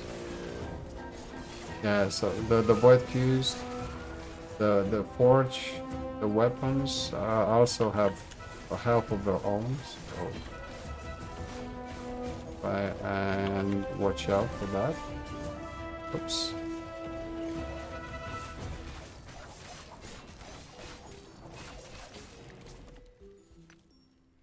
Mana Fuse Silver, Amulet of Frost. Necrotic damage and mana. Increase critical strike chance. Maybe something for a Necromancer. So let's check the passive skill tree. Forge. Maximum forged weapons +2. But only for the first point. You don't get +2 forged weapons for every point you put in.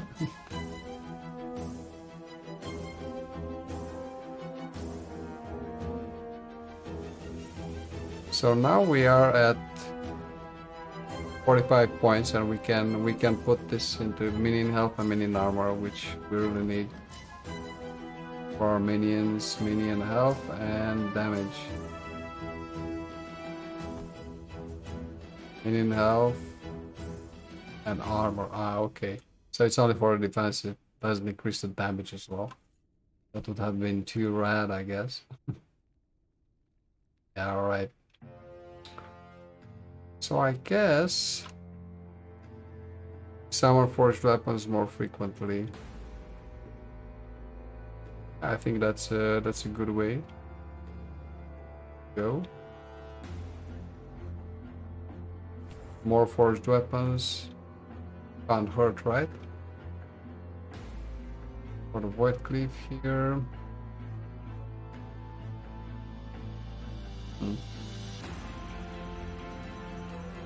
I don't know what to say here.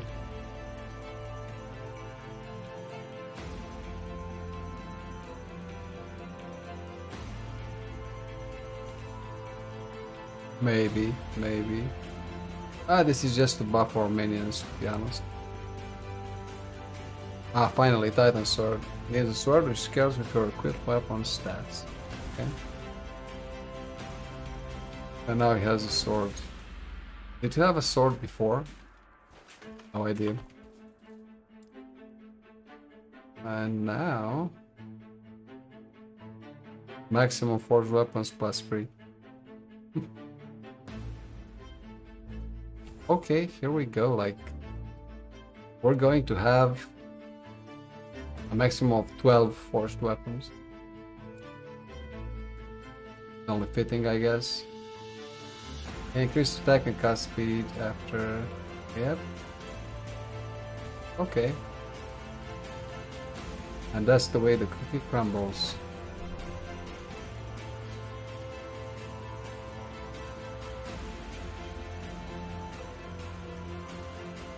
Enemies have 43% endurance.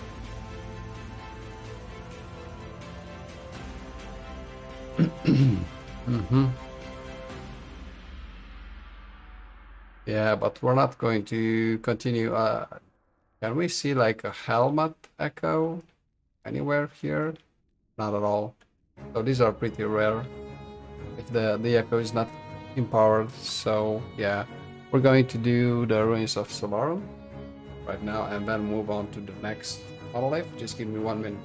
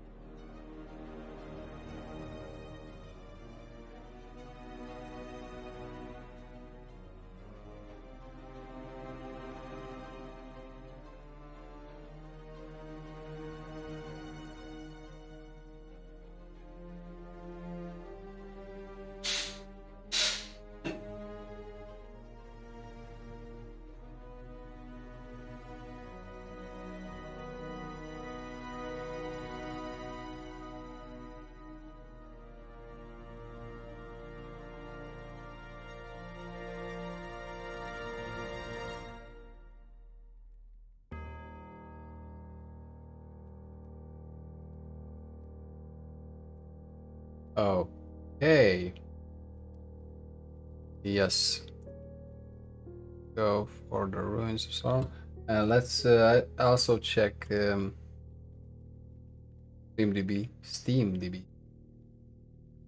47,000 players, so players are still coming online. It was 45,000. Not like, you know, but it's good that a lot of people are popular streamers are streaming this game right now, and yeah, it's getting more screen time and popularity. Nice.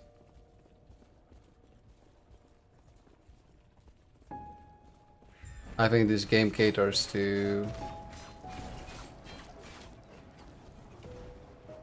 Diablo 2 and Grim Dawn type of players which don't want to get involved in the complexity of Path of Exile too much. Skills of a Terra, elemental resistance, attunement, intelligence, increase cast speed. Casting a fire spell grants fire infusion. What's fire infusion then? Okay, let's take it. Add it in offline mode, like in offline mode in single player, I have all the possible items, uniques, except Ravenous Void.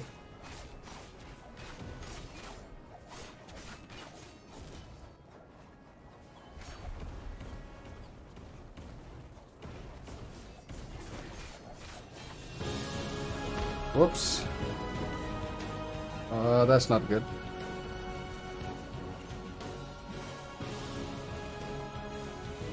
That's not good. And if I sit in the center, I guess it's not enough.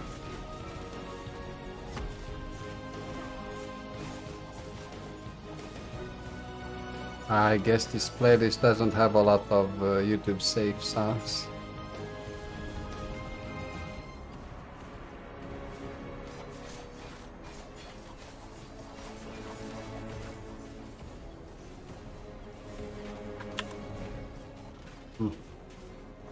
Good thing I have the volatile reversal, right?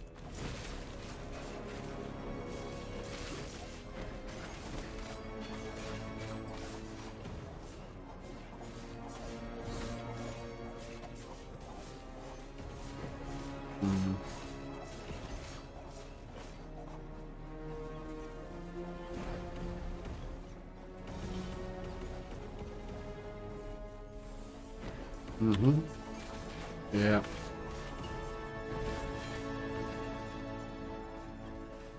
It's really hit and miss. I mean, he can kill me with that skill. Because it's like random. It's not. I don't know what to say.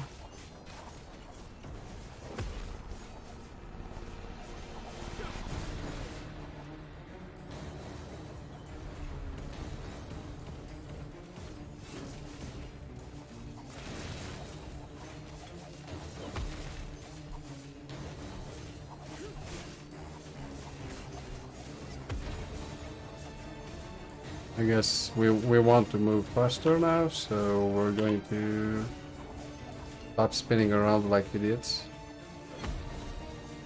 Just summon weapons and buff them. Void clean. And now it's like, I don't know.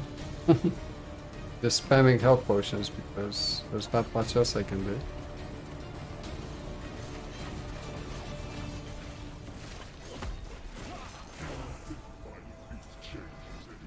Okay. Dark Shroud of Cinder. Let's see. 14 health gain on kill. Chance to shred void resistance on hit. 43 health. Oh, what's better? 14 health gain on kill or 43 health? Let's see. Let's look for inspiration. Yeah, I guess Memory of Light. Some more health. Good enough. This. Yes, to blind on hit. Chris fire spark. Oh well. We'll take it.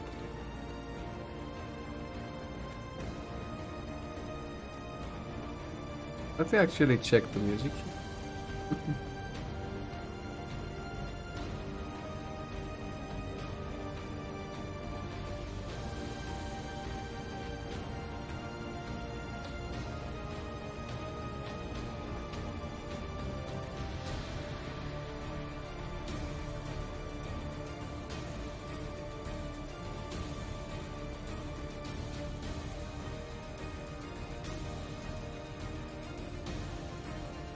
They look like they are all YouTube safe. Or not.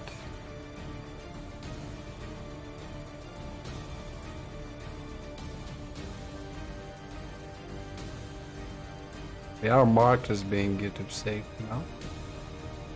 Well, let's look for a station.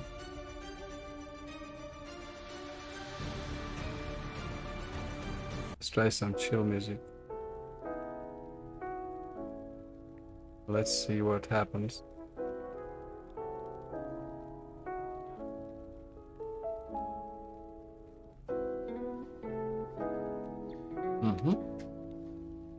Let's see, let's just see what happens, because I'm actually curious to see if these songs are really YouTube safe or not.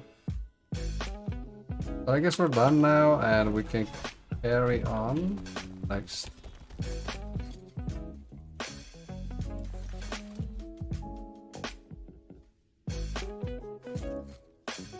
Model left.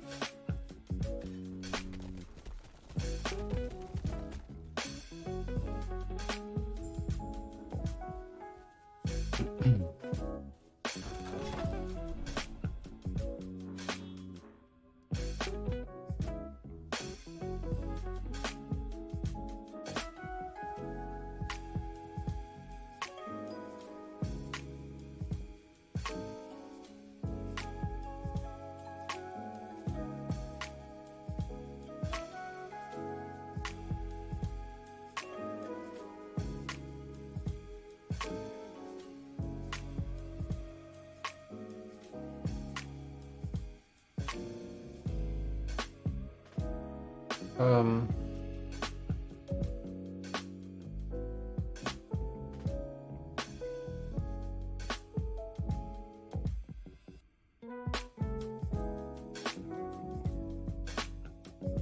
and I guess maybe more people would be paying, but they can't get in, right?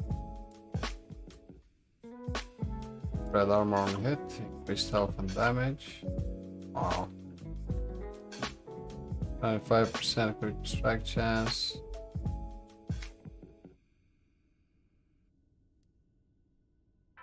This isn't good at all. Our enemies regenerate health.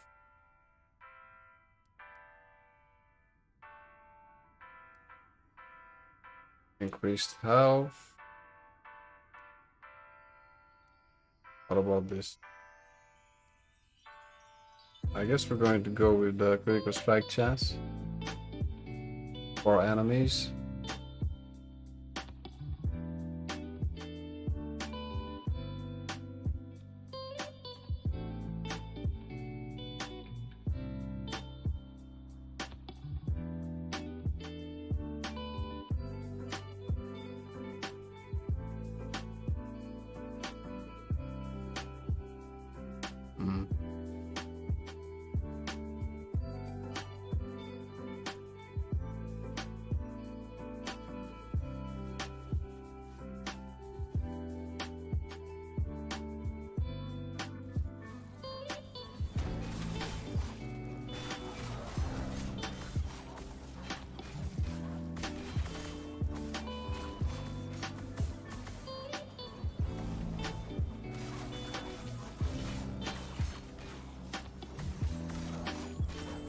So we only have one spot to destroy at least.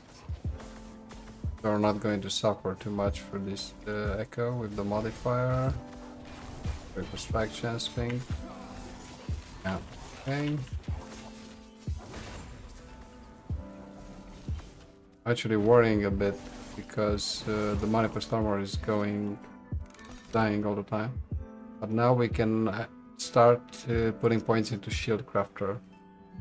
Which, yeah, ring of shields, I don't know what that is. Each shield has manifest a ring of shields around you. Yeah, okay, whatever. Doesn't seem all too good, the ring of shields thing, but melee health, melee armor, very nice. So yeah, the next 2 points are definitely going into that as well.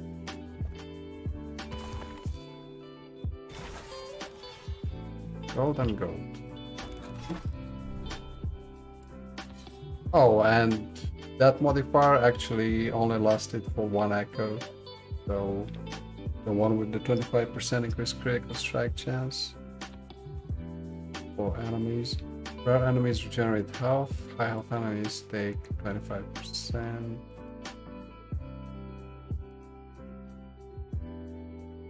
Strike chance, elemental damage. Yeah, I think I'm going to go this way. Final enemies take 25% less time. Okay, problem.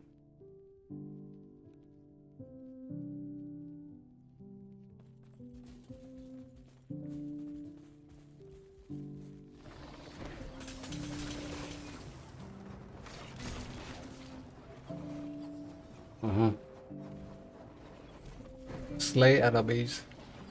Yeah, I can do that.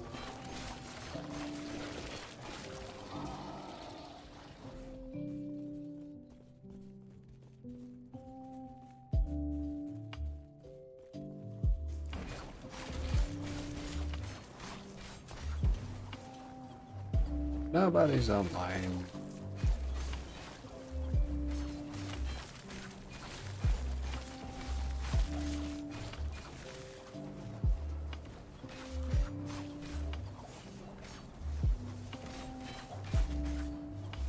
Does it actually matter which type of enemies I am killing?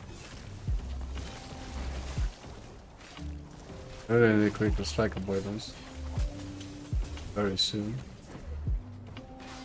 But I don't have any. What do you call them? Shards for that? I don't have any blessings for that. How can I actually check my blessings? Oh yeah, here.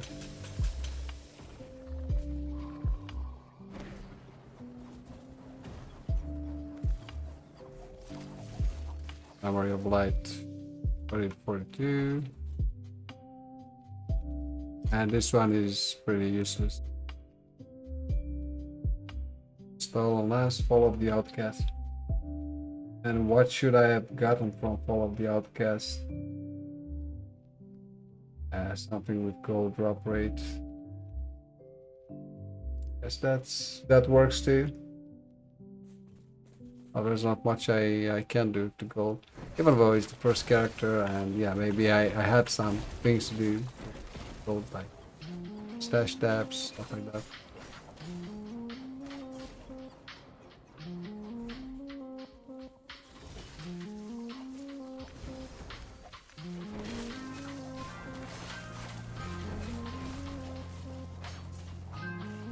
Volatile Reversal is really just to get some mana back. Needed. Maybe change my position slightly if needed at the boss, but not that important.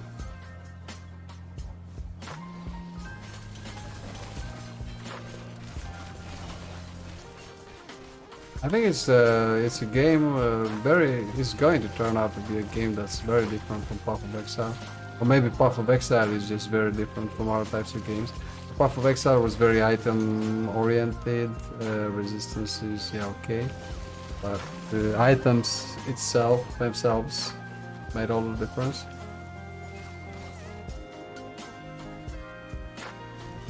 Maybe a difference here as well, but I think the uniques are fought out differently here.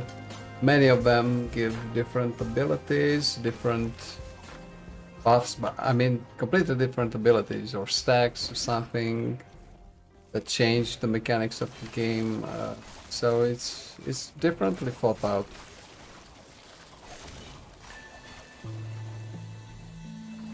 You also have some set items, of course, but aren't all that important.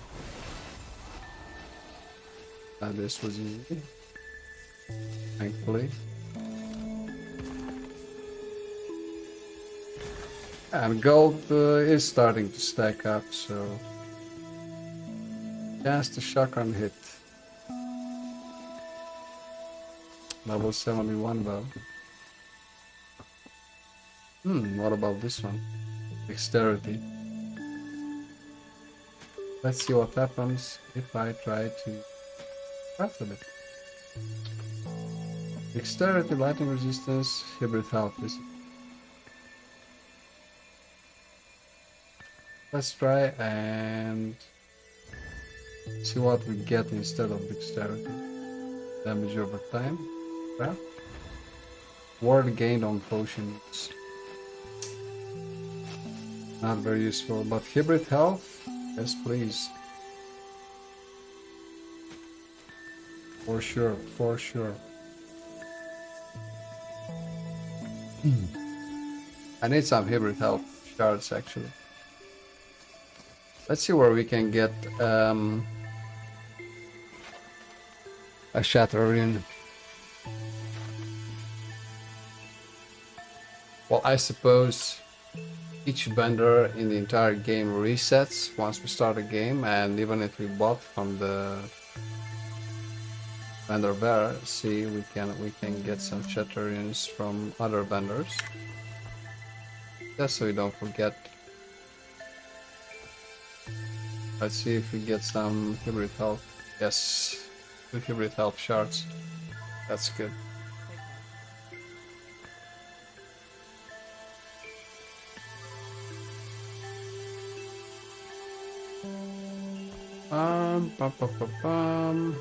Ending the storm. Okay. Anything good?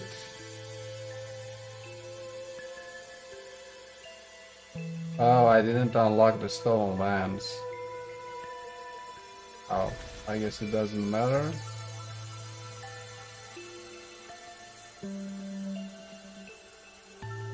Health regeneration, maybe. Maybe some health regeneration. Ending the storm. Yeah, okay. So, critical strike chance or increased elemental damage. Yeah, let's go for critical strike chance and then glancing blow. Deal damage. Chance to slow on hit. Okay. Let's try this one.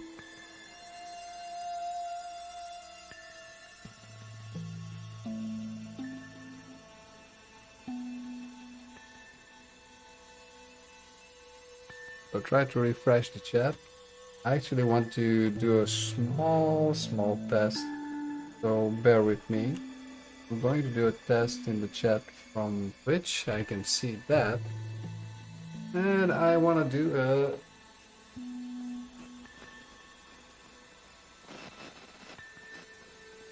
see if that works. I'm going to do it from my phone. On my smartphone. Not the studio, but YouTube.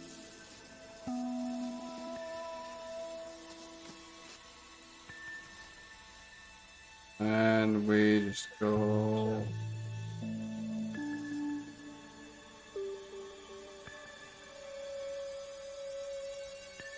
And I'm going to do right here test 2. Should be able to receive that in the chat, but I don't.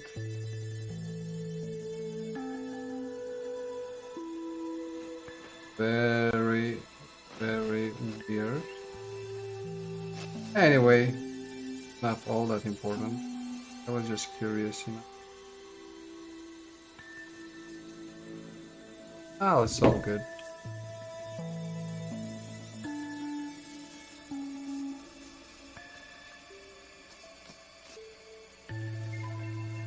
Maybe that's a problem as well. So I don't think so.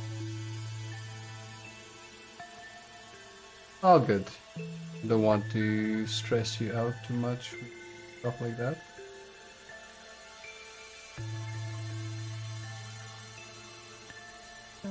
So moving on, destroy. Oh, spires, and no spire hit me until now. That's a very fortunate turn of events, because I was expecting to be dead normally.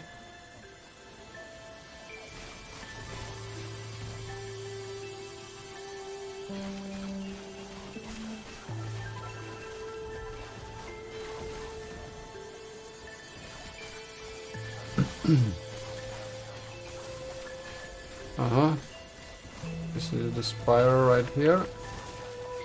Well-forged weapons. Like insanity. Oops. Oh my god. Oh my god. That's cold damage or what?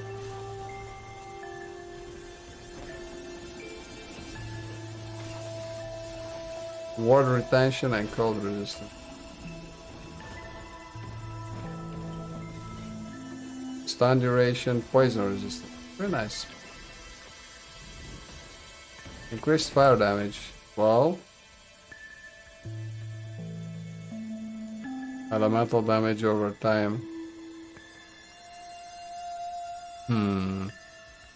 I have to look into that.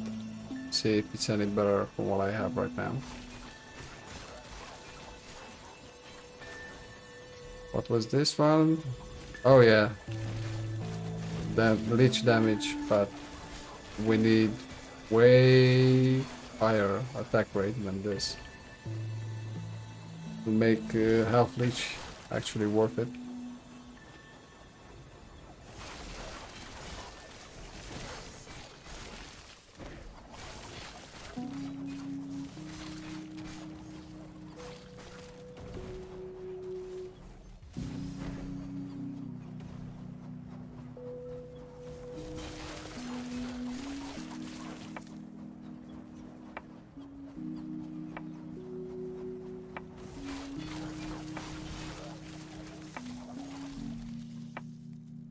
Oh, just a shotgun hit, but it's a pretty good one. Trust me, I know. 166% increase to fire damage. Not bad at all.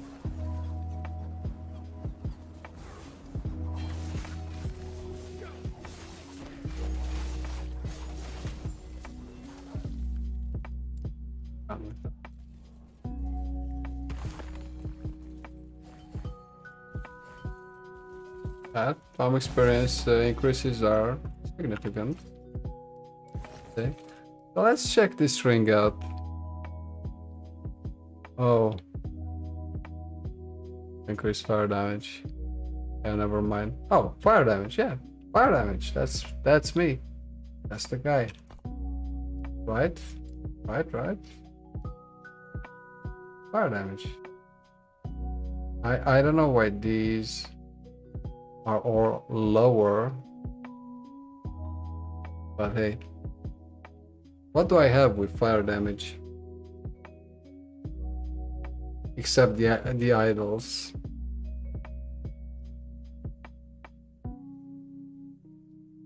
Chance to bleed on growth of resist.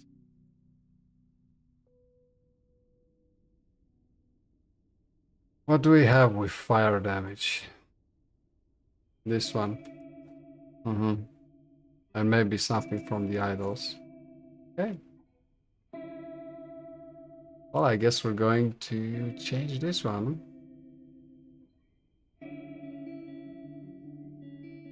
This one. Physical resistance, fire resistance, increased elemental damage over time. Yeah. The thing is, let's try and just YOLO it. Just remove it. See what happens. Physical resistance. Okay. Let's see what happens. YOLO.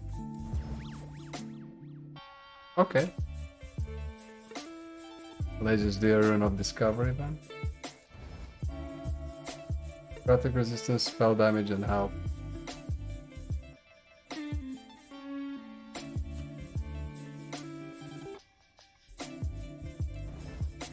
Attunement, okay. Mana. And health.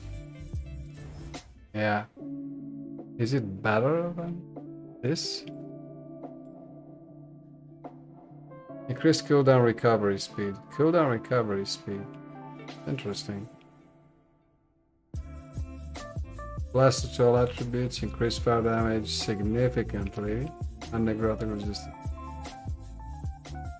I'm losing some resistances here. But other than that, it's fine.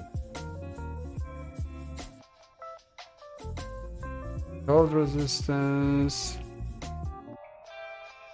Oh yeah, some nice poison resistance.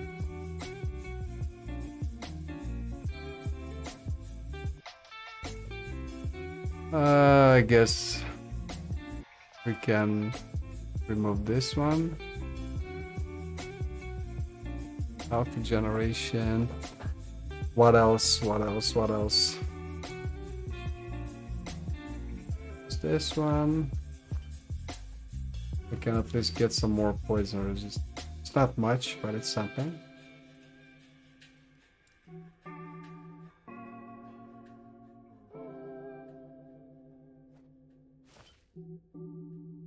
And some cold resistance. Water tank.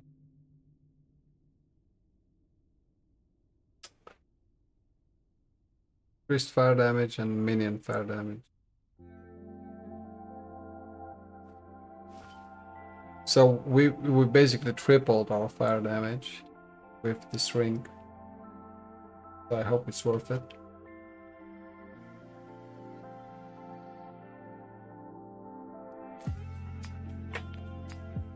Let's just put some items in the stash because we're filling up with crap, as we normally do by playing the game. It's only a natural process. Yellow rings and amulets. I guess I just shared 20,000. No problemo. Yellow rings and amulets. Yellow firm. And we can just put some stuff over. Health and chance to shock on hit. Well, you lost me at the shock on hit thing. 20, 40 potential. Not even worth it. Purples. Yeah, I guess we can just put some ones, but not right now. I remember that sorcerer. That sorcerer was great for farming. And I was getting a lot of items. I had like a stash tab just for epic ones, just for purple ones.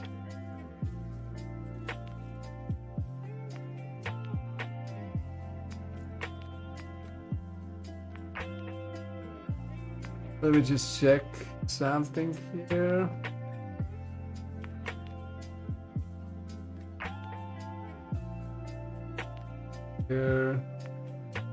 I think it's okay.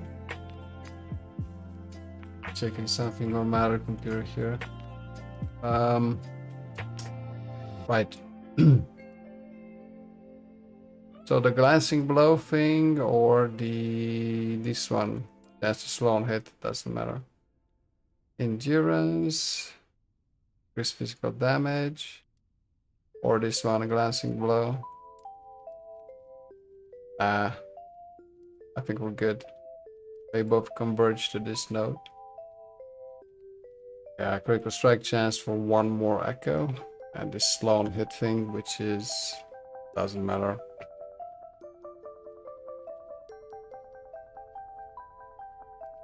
Okay.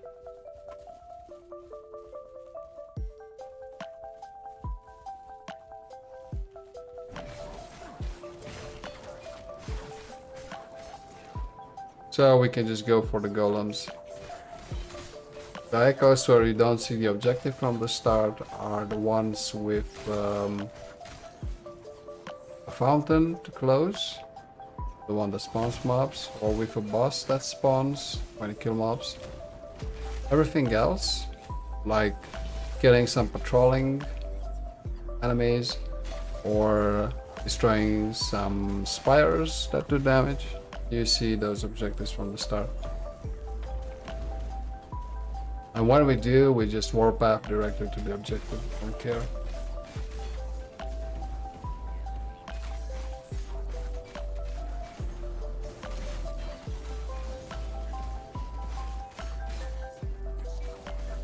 So considering we started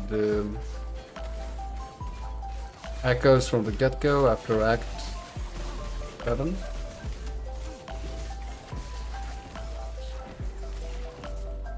And we are doing areas that are 12 levels above us with no significant issues. I think this class has enough survivability for a discerning last epoch player. But there's always a trade-off, so don't expect to kill everything just like that, like I was doing it with my lightning sorcerer. There's always a trade-off, right?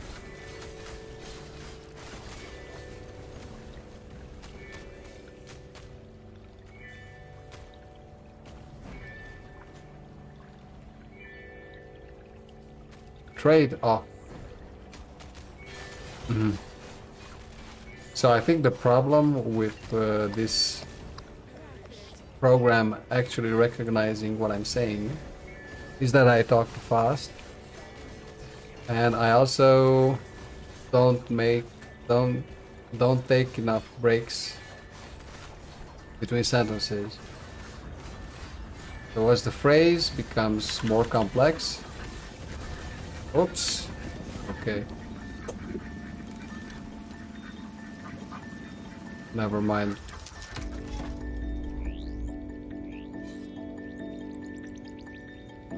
Let's do the other one. I was expecting for that to be the golem, but instead it was Ruby Captain Arjani. So yeah.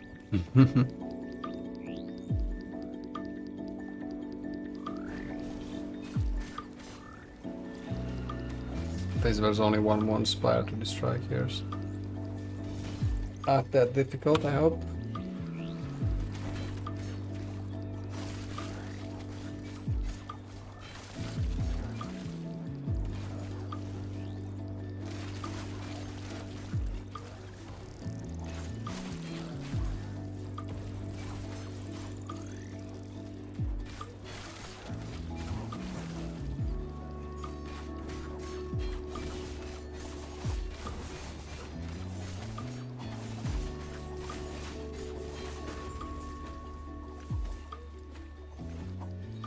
Okay, that looks significantly less. It depends on the mob configuration as well. Yeah, okay. Okay.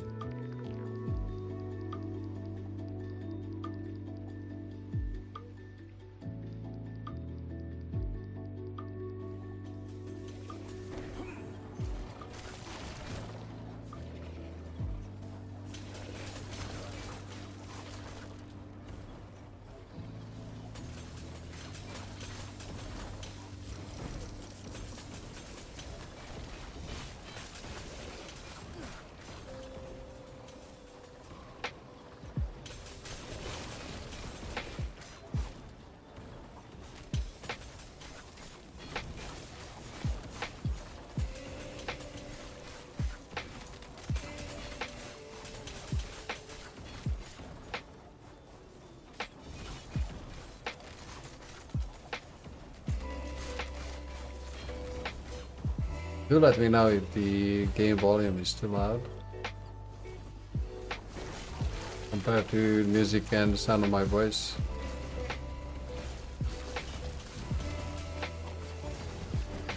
To be honest, I can't see shit, so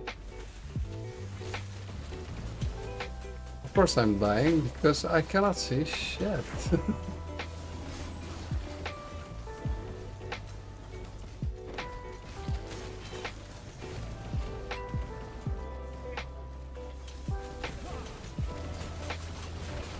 And if how fast my manifest armor is dying is any indication, then I probably shouldn't get inside of what's happening there.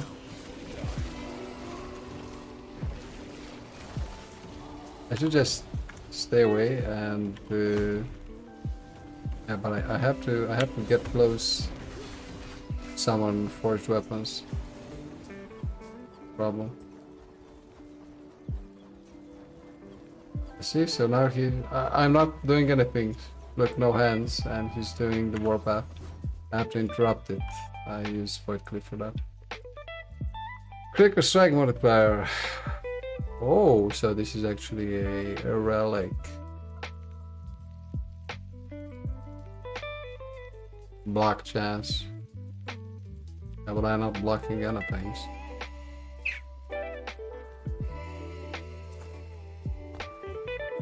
This one has 0 forcing potential for some reason. Yeah, because it has 2 tier 5 affixes. But it's kind of crap, to be honest. Nah, increased fire damage. See, it's not all crap. Also minion damage. Oh, killing effectiveness, I don't know about that. Falling damage, critical strike multiplier, endurance, void resistance. So. I'm not convinced. I'm not convinced I should change it.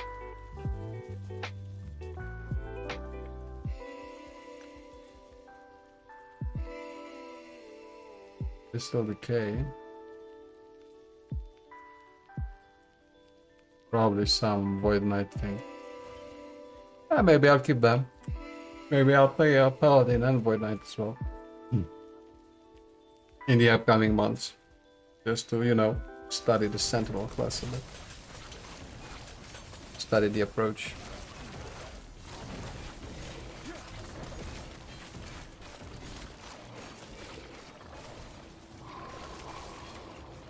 Yeah, so let's find the Reef Gate and get out of here.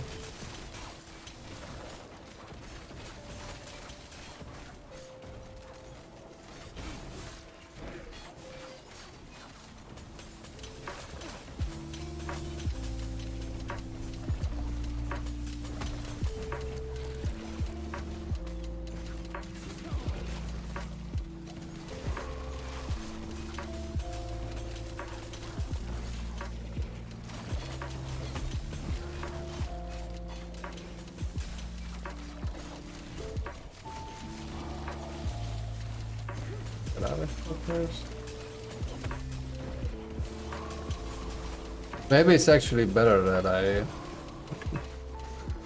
I switched the warpath to fire, because at least I can see my character better now.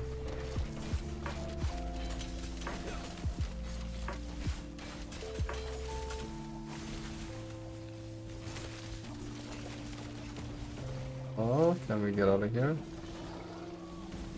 Oh, we can. Success, right? Almost.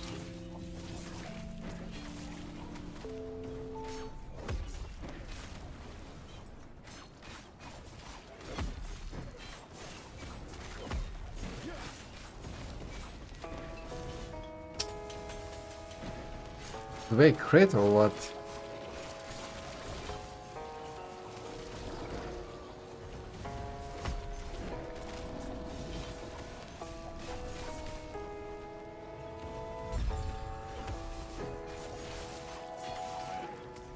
Good stuff.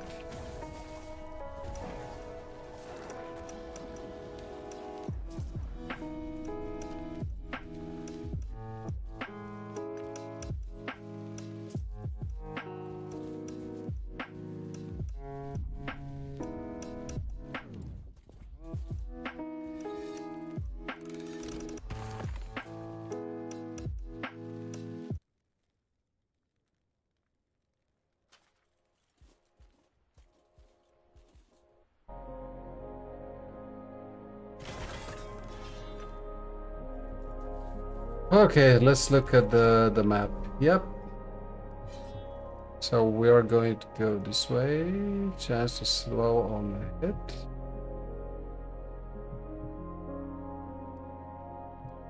And 20% critical strike avoidance and increased health.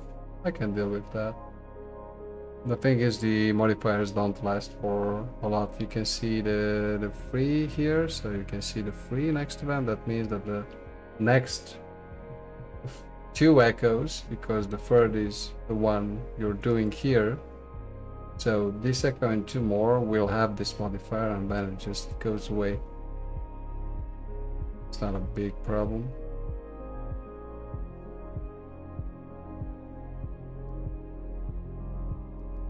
And if you get the bad modifier for 2 echoes, you also have your own bonuses, the increased item rarity, experience gain. That's why you also get a lot more experience in echoes faster because of these bonuses. Yep. Alright, so we're going to continue with this one and then go ahead with this one, which will also give us experience. I'll be back in 10 minutes, my friends. Don't go anywhere. See you in just a bit.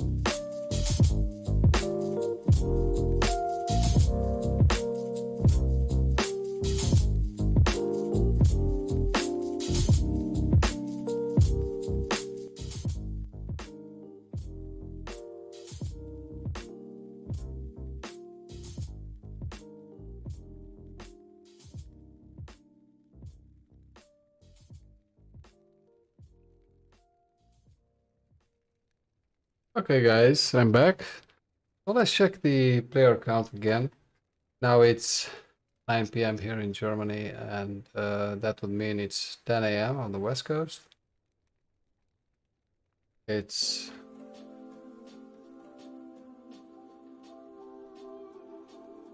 6 p.m. on the East. It's 3 p.m. on the Coast, I guess.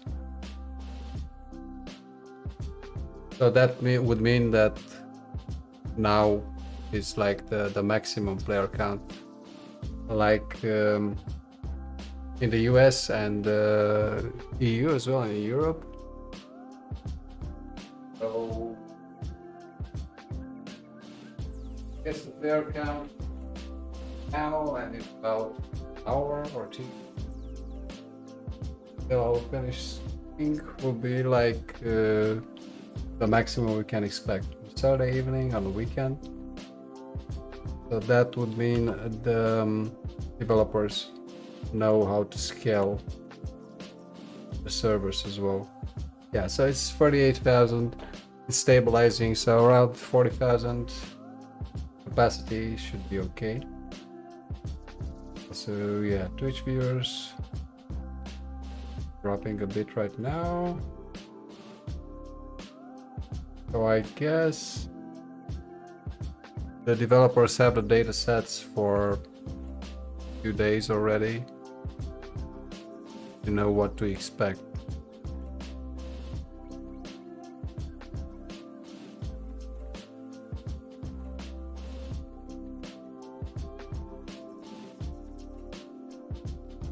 Let's see now.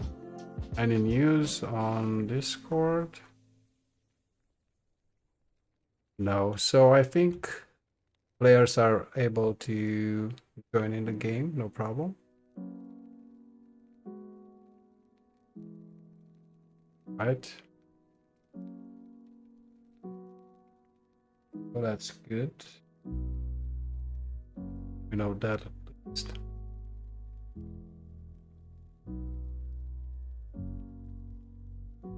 All right. Continue with our little monolith here. Heading to Storm. I'd like to finish it this evening, of course. So now we are going this way, slow, and this one, Rico Strike Avoidance. And we're doing level 75 areas.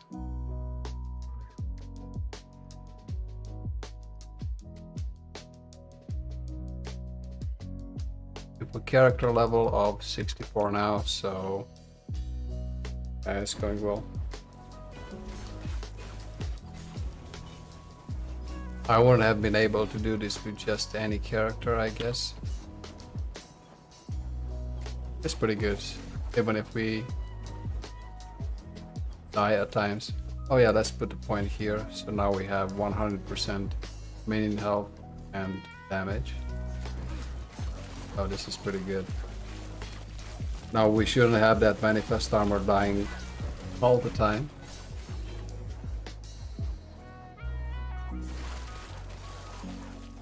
Critical hope, don't mind if I do. Yeah, see, so I'm not doing anything, but he's, yeah. So when I'm moving, it's sitting like this, but when I'm moving, he's doing the warpath. So I have to interrupt it with a void cleave.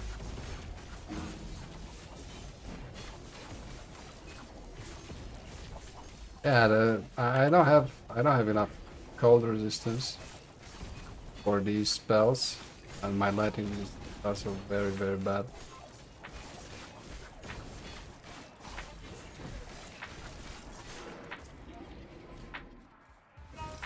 There's no way I can heal my minions, which is kind of annoying. There are spells for that, of course. I think Smite and something else with Sigil of Hope, like that. But I chose not to use them. Maybe I should have. Lightning damage. Not good, not good. I need significant more Elemental resistance. My fire resistance is okay, but that doesn't help me in this case, of course.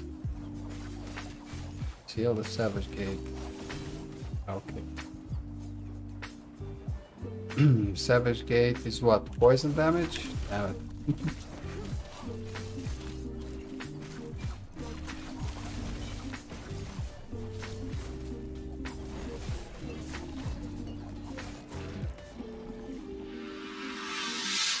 First minion spell damage. Thank you, Catherine.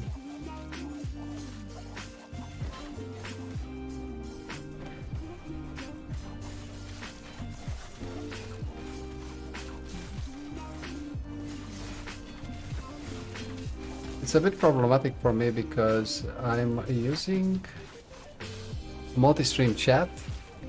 For some reason I tested it earlier.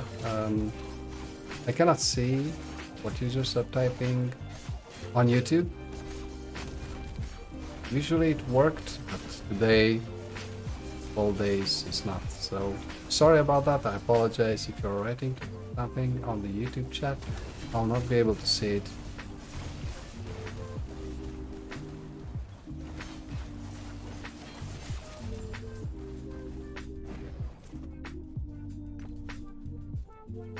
Bone Scythe of the Coven. Minion spell damage. Well, I guess this is good for a Necromancer. We will play a Necromancer at some point. I did play it in the community testing phase. Great. Now, of course, I'm just playing and gathering items and gold and all that. Again, on online. On offline, I had like 6 million gold and 40 dash tabs full of items, all the uniques possible and all that stuff. But of course, in online, we all start from the beginning. So I wanted to, you know, have a good start on it. Health regeneration and health. I think it's high time we change these boots. I kept these boots for a long time because of the increased cooldown recovery speed. It's pretty nice. But I think it's about time we change it. We still don't have any shards for that to increase it, not to mention the forging potential is 0. So let's see if we can do something with that. I guess we would go with health and maybe something in the range of movement speed, of course, for health, hybrid health, and maybe some resistance. I don't know.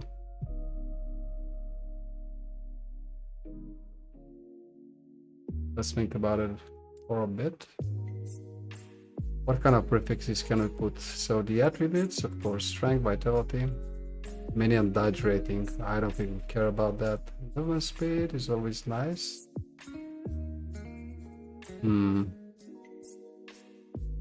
Not a lot of forging potential either, but we have tier 5 health, so whatever we do, no matter how much we would potentially mess this up, I think we would still get a pair of boots that's better than what we on us right now. So the strength only increases armor, right? Yeah. So I guess it doesn't necessarily increase my damage. Vitality on the other hand, sure. I guess we'll apply vitality. Wow, okay. And it took 14 forging potential, fortunately. Rune of Discovery, this is free, so it doesn't take up forging potential, but it just adds a random affix. Movement speed, okay. That's good. Health regeneration, maybe not all that important. Vitality, of course. How about movement speed? What do we have here? 8% increased movement and armor. 16%. Wow, okay, so very nice. Also 8 armor. We did have this 19% increased armor here.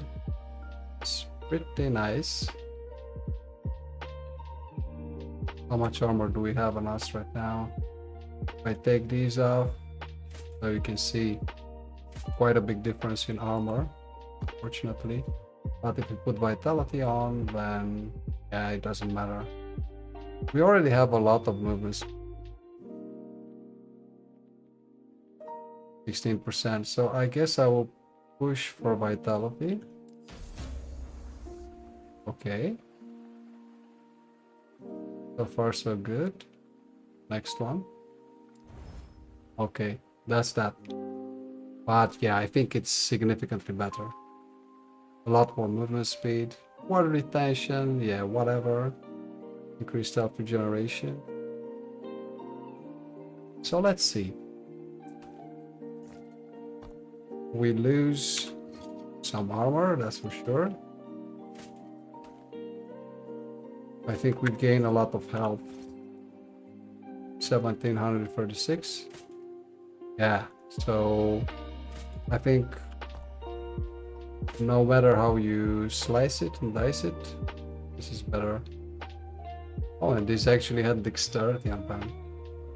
Seriously. And what about the attunement? Yeah, it's just 6 points of mana, so nothing serious. Good, let's shatter these. Be on our way.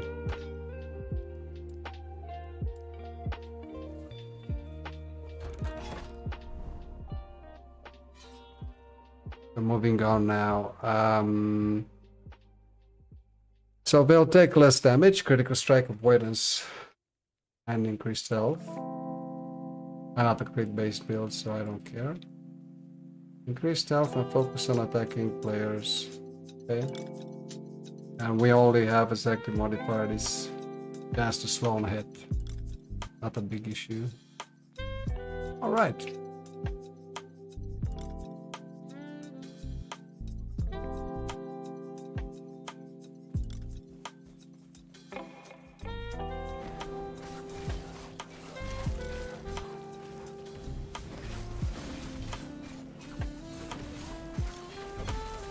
So we can generate forged weapons just by doing Warpath. I always tend to call it Whirlwind, of course. Developers did a good job to just rename everything to their own concept, but the concept itself didn't change, right? Oh, so many shards. Very nice, very nice.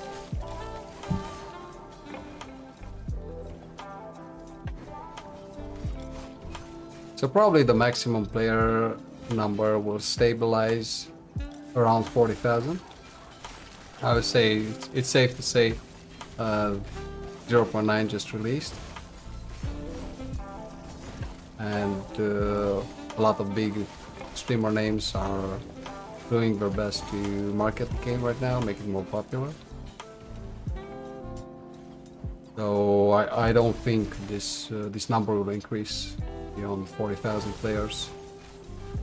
So if the developers scale the servers to about a maximum of 50,000 players on weekends, it should be safe and have no issues. With angry players trying to play the game and not being able to log in, enter the game, getting disconnected, and so on and so forth.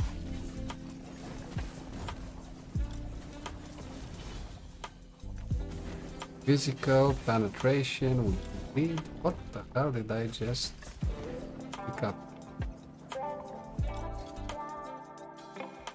Acolyte shared physical penetration with bleed. Now? Physical penetration with bleed. Penetration of bleed inflicted by minions. And physical penetration for an acolyte would be with the marrow cards, yeah.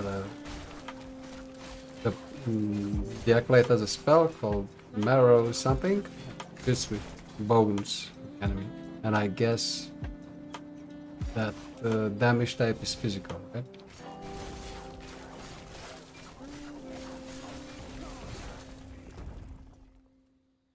Ooh. Interesting. So these are the same type of boots that I just crafted earlier, but they have 36 14 potential instead of 19, or how much the yellow boots had. So maybe we'll look into these, even get a better set of boots than the one we just crafted. We'll see, because we lost out of the 19 14 potential, we lost 14 just by adding a new determined affix without randomizing it. I'm just going to put a point here, so now we have increased minion health and armor, like 300% increased minion health. So if that manifest armor is still dying, I don't know what to tell you guys. I didn't see it die anymore, so I think we're on the right track. Minion health. So yeah, let's check it out real quick. See if we can tier 4 health, tier 6 attunement. Well, it's not necessarily what I need. It's the more mana. I don't think I need more mana at this point. Anyway, I guess we can just try out a rune of removal, and if it removes the health, then, you know, YOLO. But if it removes the attunement, let's see, vitality, movement speed, health regeneration, and health.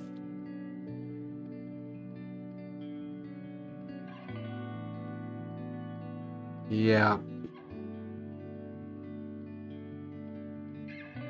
Well, let's try and remove one.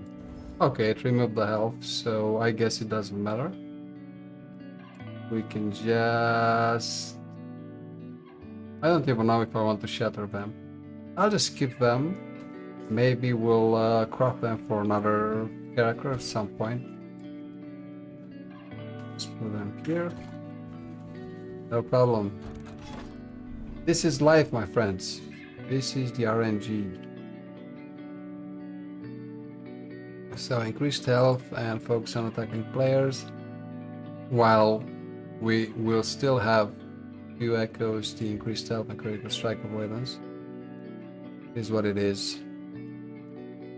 Endurance, 50% increased physical damage. Know what to say.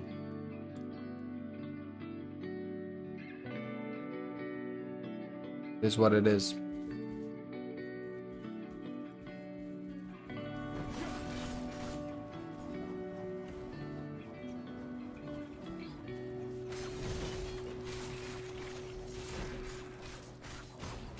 Oh, this is an arena. I sometimes forget to check, to be honest.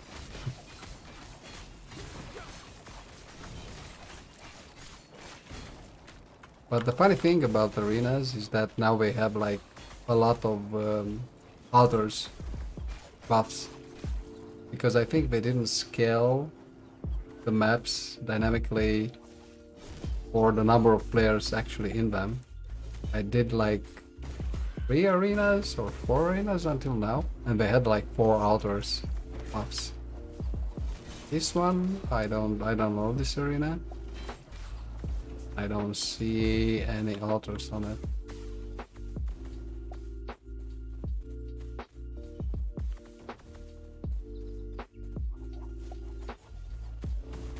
Oh well. Just get this over with.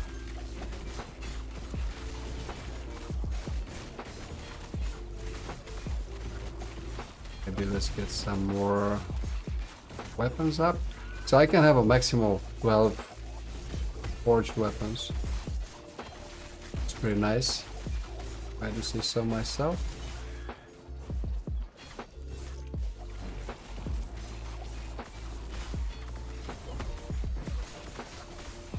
I can stay in the thick of the battle and just spam warpath, while making sure I have a lot of forged weapons up and all that stuff. Just Do some void clip as well to buff them up. And I'm safe. But my resistances are crap, and for melee class, I really have to do something about those resistances.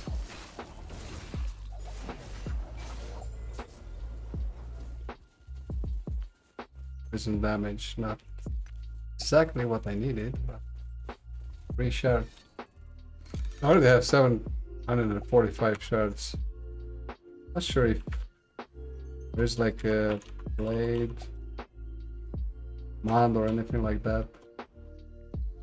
But I think I played for like 10 hours up to this point. This character.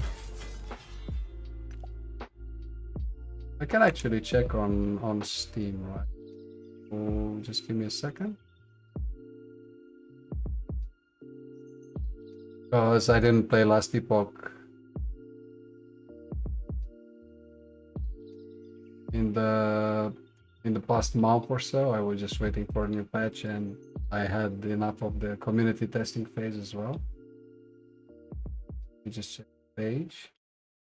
You should tell me like you played for this amount of hours in the past 2 weeks, right? This amount of hours would be how much I played this character.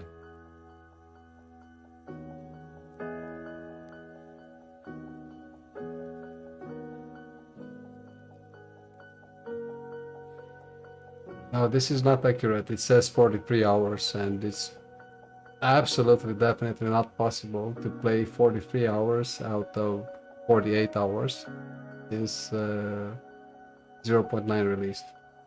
Something is not right here. Oh, no. It tells me how much I played Grim Dawn and Last Epoch, but it doesn't tell me for each individual.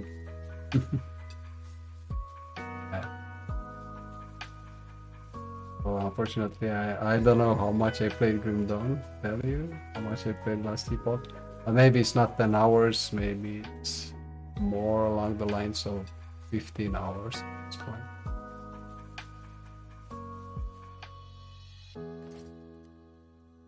Thanks. Never mind. Endurance, increased health and damage. Red armor on him. What about this? Critical strike chance. Increased physical damage, self and that's a slow on hit. But I'm just, running around the starting point, so I need to man up and go for the 40% endurance and then for the shred armor on hit chance. As enemy affixes, fortunately. Play the Covenant of Dominion, sure. At least the Covenant of Dominion does fire damage, and my fire resistance is through the roof. At least that one is okay. Necrotic resistance as well. Physical as well. With buffs. So yeah. Whoops. Dude. Why?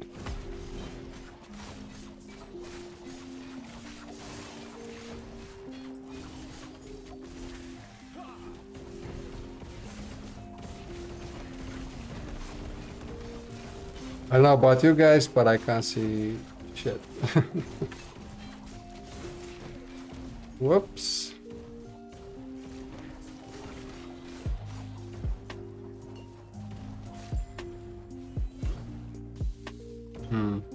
Oh yeah, a volatile reversal doesn't regenerate health anymore, but the cooldown is significantly less. Oh, let's see now. Here's fire damage. Yes, please. Resealing effectiveness. We must. 10 strength. 18 throwing damage. Here's self regeneration and necrotic. What can I say? 40 forging potential. Let's give it a go. see if we can get something good out of it. Minion damage, yeah, but tier 6 strength, that's really strong. It's a shame about the throwing damage. And you just know I'm going to YOLO it. Because I don't really care at this point. If we lose the throwing damage. No, of course not. We lost the T6 one. Oh well. Shame. Moving on. Increased area for area skills, increased elemental damage, health regeneration, lightning resistance. Nice. Minion damage. Yeah, but I have this one with the increased minion health, which is really nice, and I don't want to lose it just yet. See, it's like I would lose almost half of the added minion health I have at this point. What kind of music is this, my friends? This is like a lullaby or something like that. Let's see if we can...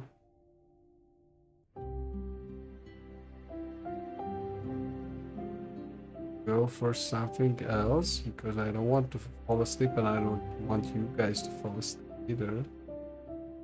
Just too early for that, if you're in the US or Europe area at least.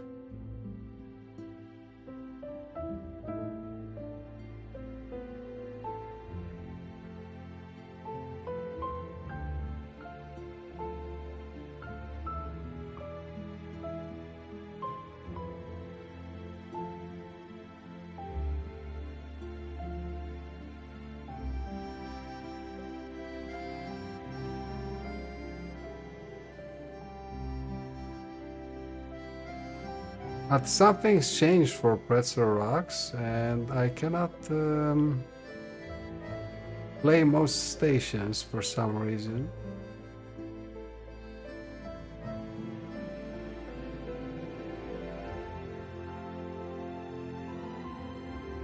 Because most stations are locked. I need to check my Pretzel Rock subscription just for a second, so excuse me. This is the app I'm using to play music on the stream.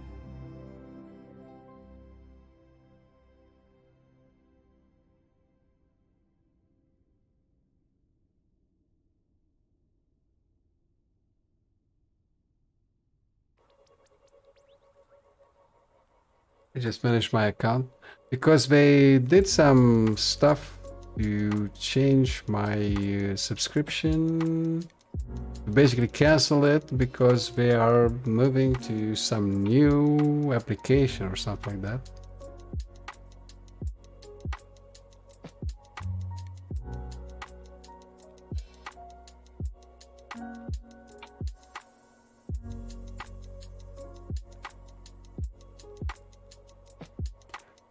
So my subscription is active.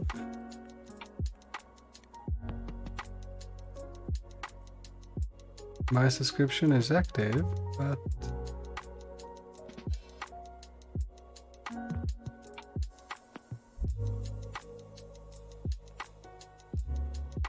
I don't know what's happening here.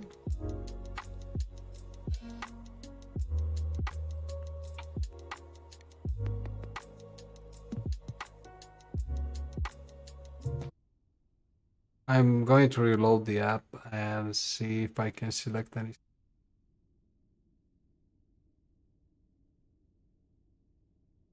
No, so the stations appear as locked. I want to check something.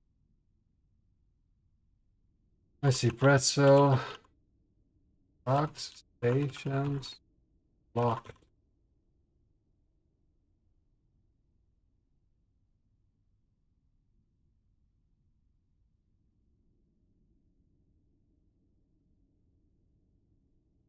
Are locked. Yeah, of course, I'm not going to find anything about that.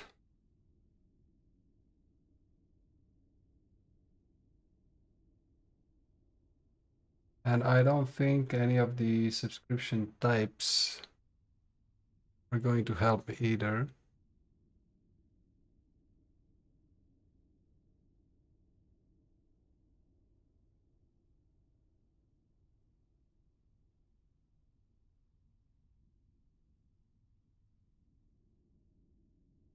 Maybe they are just reworking the stations or anything like that. Very weird.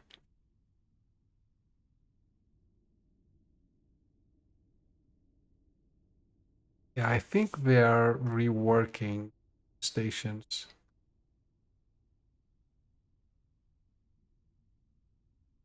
Okay, I'm going to continue with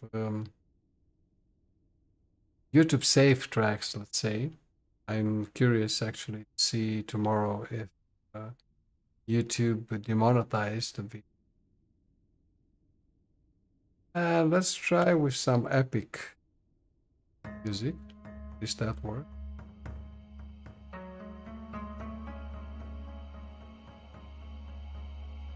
Sorry about that, but I'm seriously wondering why I pay for Pressure Rocks anymore.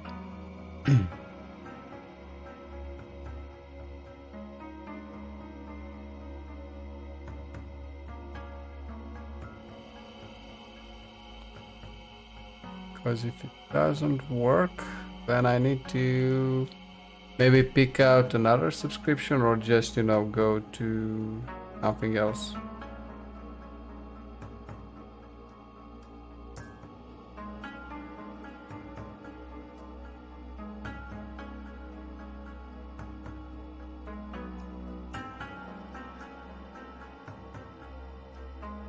Yeah. Because if it's not working, then I can just use another app for music. To be honest, there are alternatives for copyright to free music, royalty free music. And yeah, I'll have to check. Is this like a trap here or like some spikes coming out of the ground? No.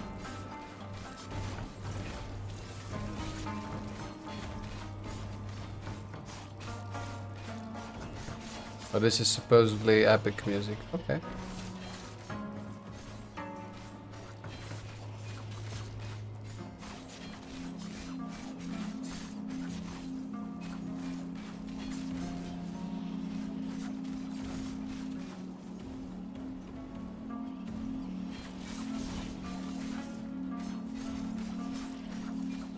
Sorry about that short interruption, but I'm wondering what to do with the royalty-free music because I used to play some specific types of music, let's say, on the stream. Now I cannot select the station for that. Yeah, okay, never mind. If I get too many on them on me, then yeah. Oh, I guess let's pick up this one. But I cannot play with this.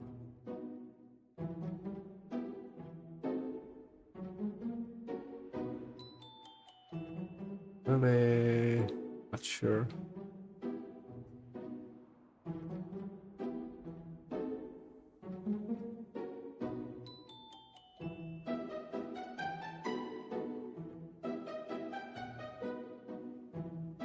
Sorry, but I cannot play with this music.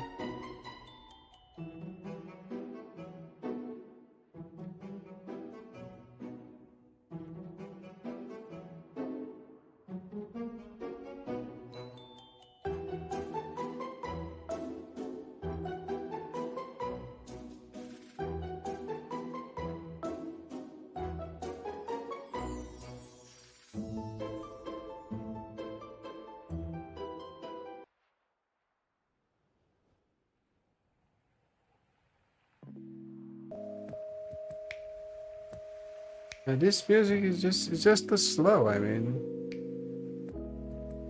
something else, please.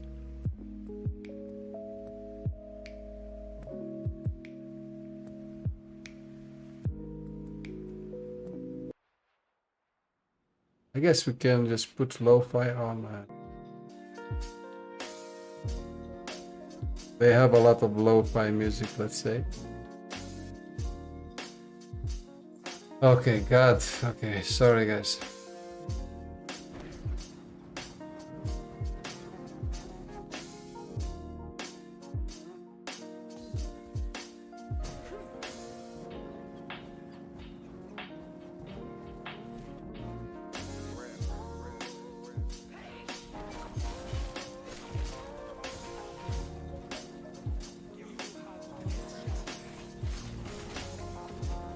So I can't just pile the entire map on me. It's good to know.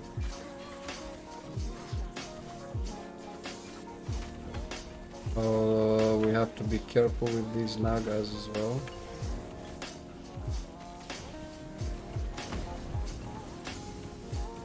Because we do AoE and yeah, I'm out of potions. Yeah, sorry, I'll be right back.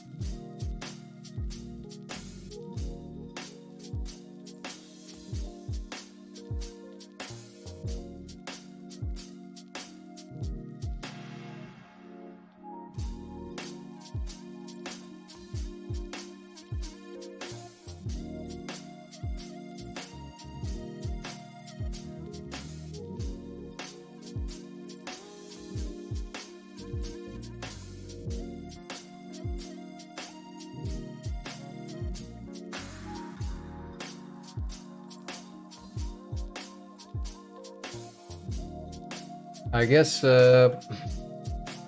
piling all the mobs in the world on us is a good idea when we're higher level and better geared, but not right now.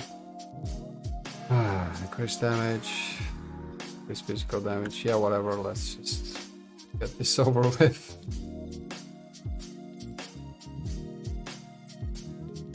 I really need some suitable music to play the game to. Well, I cannot choose what I was used to choosing while I'm paying for this application, and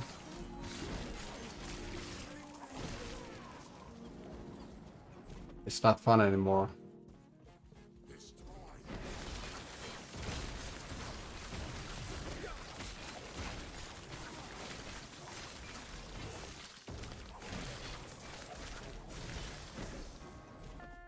I'll probably switch the music up at some point. Do something else. Working standard.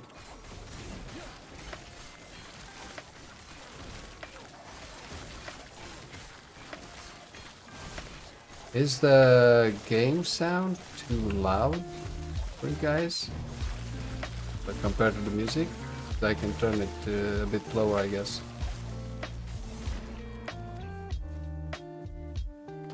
Just let me know.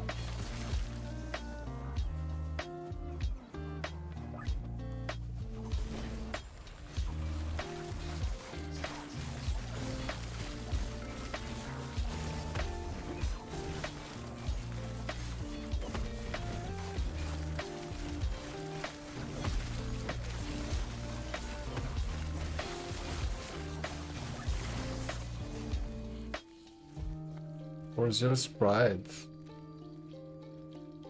Mana regeneration. Maybe something for the Paladin we are going to play at some point. After the Forge Guard, we'll probably go Paladin. Maybe at some point the Void Knight as well, just make sure we go rigorously through the Sentinel class. This patch, let's say. Meaning the next 3 months. So until summer hits or something like that. Or until Diablo 4 hits, I don't know. I'm not going to play Diablo 4 at release, most likely. Unless the reviews are really good. It's paying 70 euros for something I don't know anything about. That's something I'm going to... Not when we got burned with Diablo the way we did. Not to mention Diablo Immortal. I didn't even install Diablo Immortal. I didn't care about it.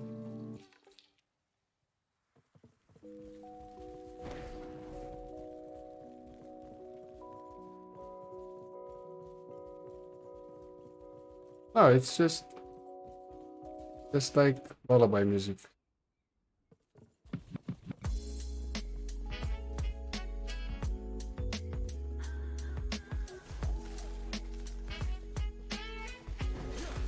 This lo-fi music is okay, as long as we skip the lullaby songs.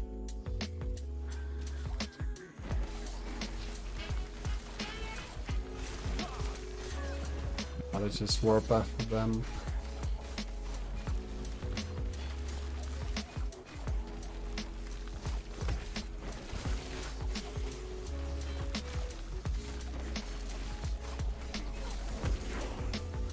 I just need to be a bit more careful and not aggro the entire map.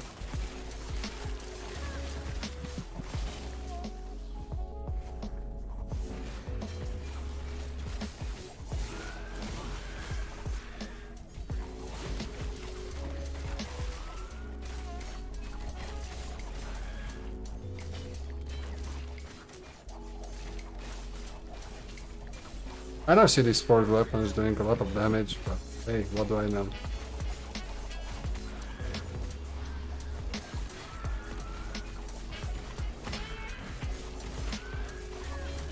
And it's better to cast the Forge Strike on as many mobs as possible, because then we increase our chances of summoning more forged weapons. Whoops! Can I get out of there, please?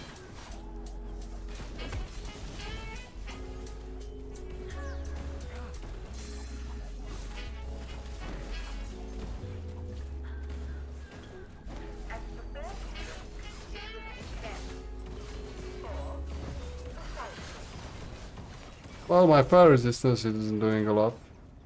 Yes. But could be worse, right?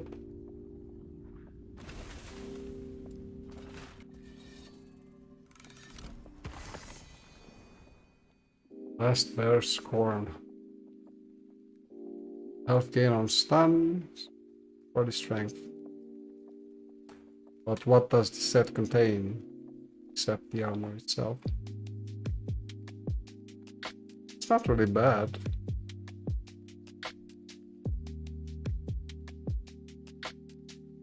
But how much stun increase do I have? Increased stun chance 48%, so yeah. Not necessarily great. Oh well.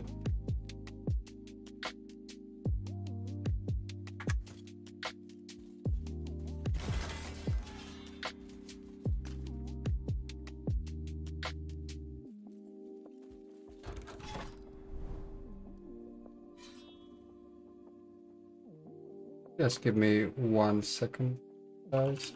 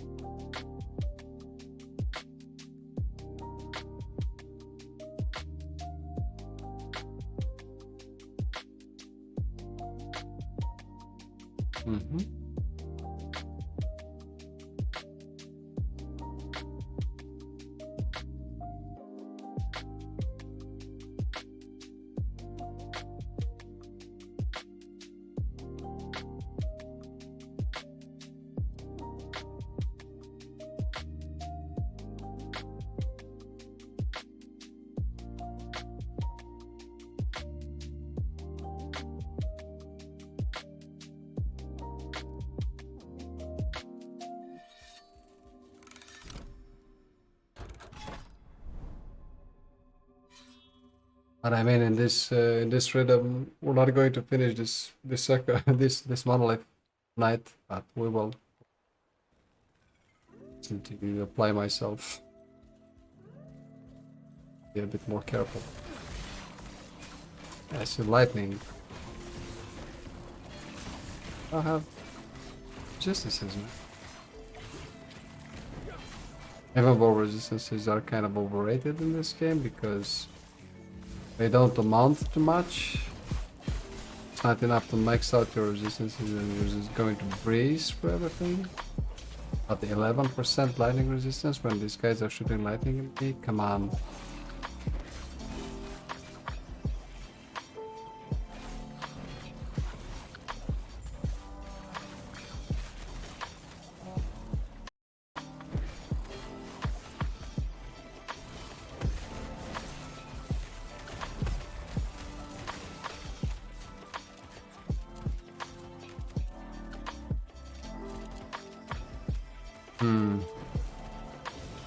The other way around.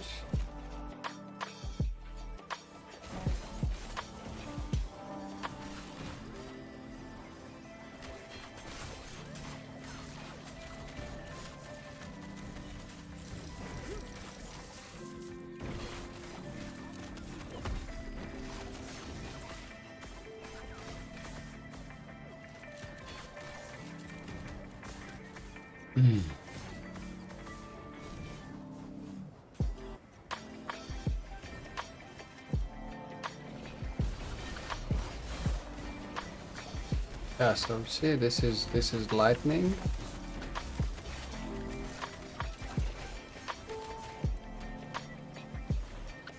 The lightning boss.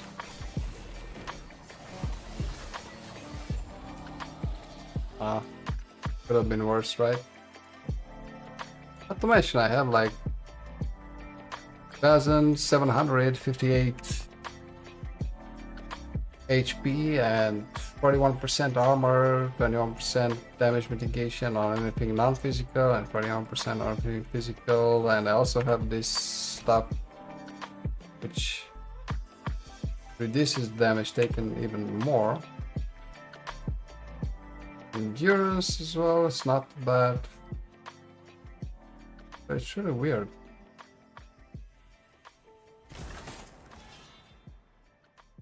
Increased critical strike chance. Oh god. Okay, moving on. Slam hit. You know what? I'm just going to YOLO it and not analyze every modifier. This is how passion is sucked out of life. Let's just YOLO it a bit. Have some fun.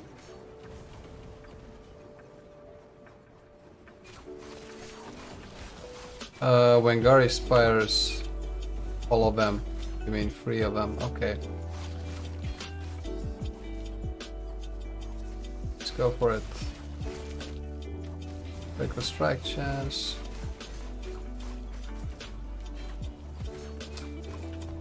Cold resistance 34%. Could be worse. Could be my lightning resistance or my poison resistance.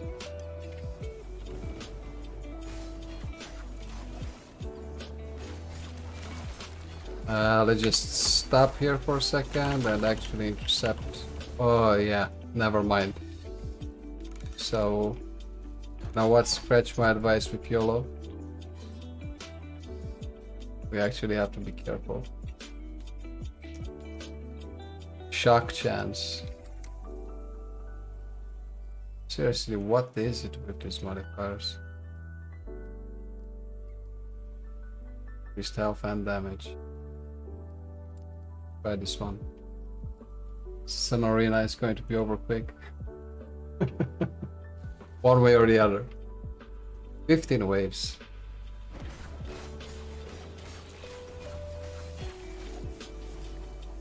What I noticed is that arenas now have like 3-4 altars. Because they probably modified them to accommodate a larger number of players. But the number of altars, shrines, does not scale with how many players there are inside. Because if for one player there are like 4 altars in an arena, I wouldn't imagine there will be 16 altars for 4 players, right? Even 10 altars, that would be insane. Not to mention that I think in multiplayer, the buff from an altar is shared with all the players, as long as the other players are in a reasonable, within a reasonable distance from the player taking the buff.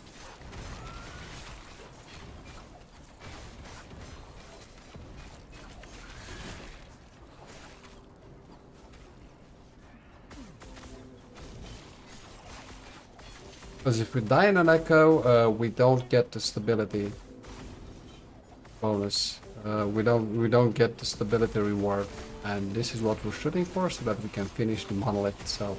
We need to fill up that bar with stability we get from each echo. And when the bar fills, we can do the quest echoes, quest maps, let's call them that. And once we do all 3 quest maps, when we finish the monolith, then we can move on to the next one. Like, considering this is a 75 level area and I am level 66, and certainly not well enough geared for the challenge, we can actually start filling it. Even though with the sorcerer, you couldn't even get past the second monolith, let's say. We are already at the 3rd, and we skipped the 2nd one, so we went for the higher level 2nd monolith. Now we're at the 3rd, almost, ready to finish it. We have unlocked 2 quest maps out of the 3. We just need some more stability for that. So when I die in an echo, I don't do it again because I don't get the stability reward, and that's the only reason I'm in it for. Unless we get some echoes with rewards like helmets, weapons like axes, chest armor maybe, but I'm interested in helmets, even though it's hard to beat this one I crafted. Yeah. Oh, we can actually level it up some more, I think. Yeah, because I leveled up, so let's health. And level 69, sure. Just a little bit more, and then we can max out the strength as well, if we're lucky, with Gifts of Hope. Yep. What about this one? Melee critical strike chance, melee damage, necrotic penetration, necrotic penetration. What the? I don't need it. Cast a slow on hit.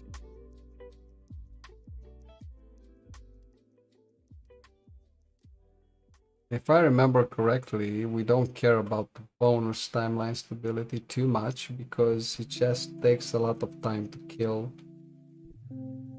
all the mobs. The bonus stability you get by killing mobs. And I just whirlwind through them, warpath through them, just get to the objective, done.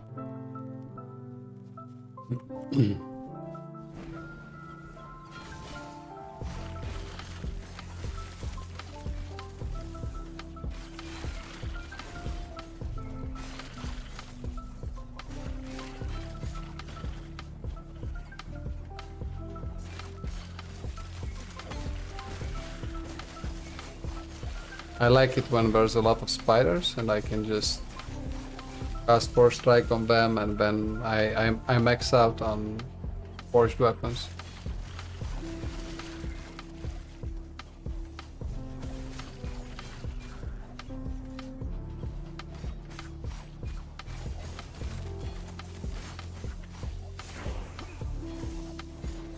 So 69, maybe we'll remember to upgrade that helmet, yeah?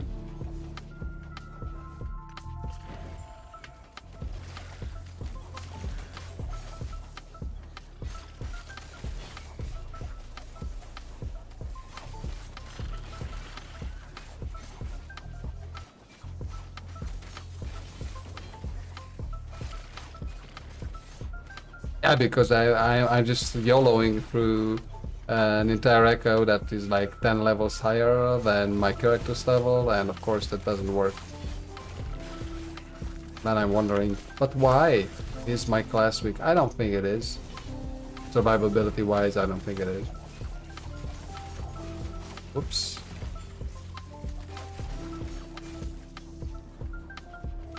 Rogue. Armor shred. And it's actually a rogue by the armor. It's locked. So I guess the armor shred is a rogue thing. But hey, health. Favorite health. Increased armor shred effect. Armor. Poison resistance. Increased damage over time. I guess it's good for a blade dancer. What it's called? A blade dancer. Nice, pretty nice. Poison damage, fire resistance, touch rating. So again, rogue stuff. It's a sign. It wants me to play a blade dancer. Increased warpath area. Increased melee, void damage. But why? What did I do to deserve this? Okay. Abyssal decay, I don't even know what that is. Purples. Some purples here. Very uniques.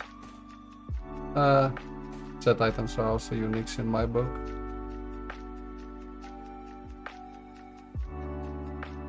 Drawing damage, help regeneration, necrotic resistance. I guess I'm going to put this in shatter trash.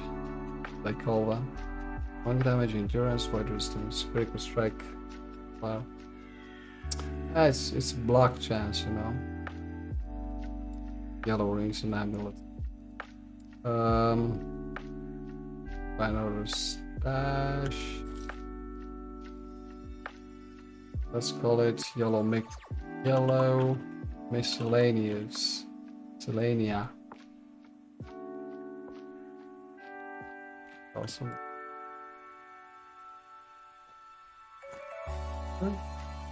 Increase poison damage, yeah, I'll just put it here as well. Okay guys, taking a short break and afterwards I'll be back. Let's hope we'll finish ending the storm tonight. We should be able to, right? Don't go anywhere, I'll be right back.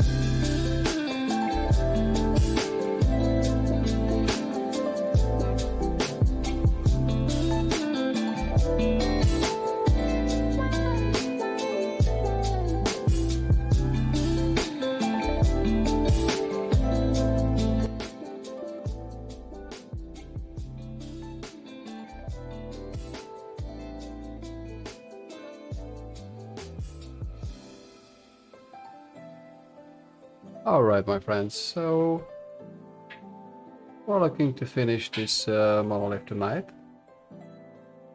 And let's see how long it takes.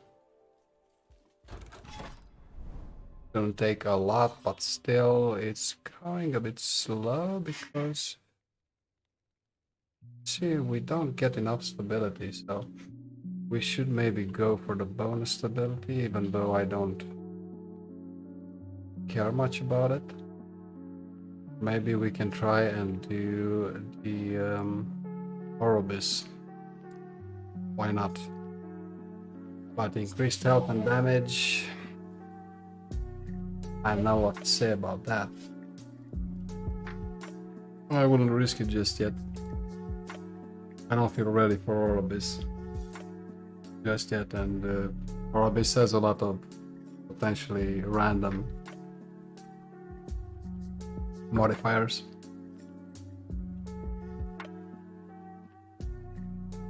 We're kind of low level to try that right now, so let's just go with the echoes for now.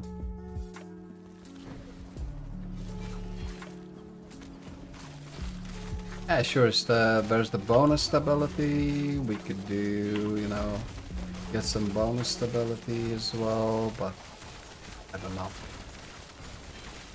It's just too slow to go for the bonus stability. And you can just go for the objective itself. And you still get a bit of bonus stability just by killing mobs to find out the location of, in this case, the ice gate. Or the boss, or whatever the Echo asks you to kill.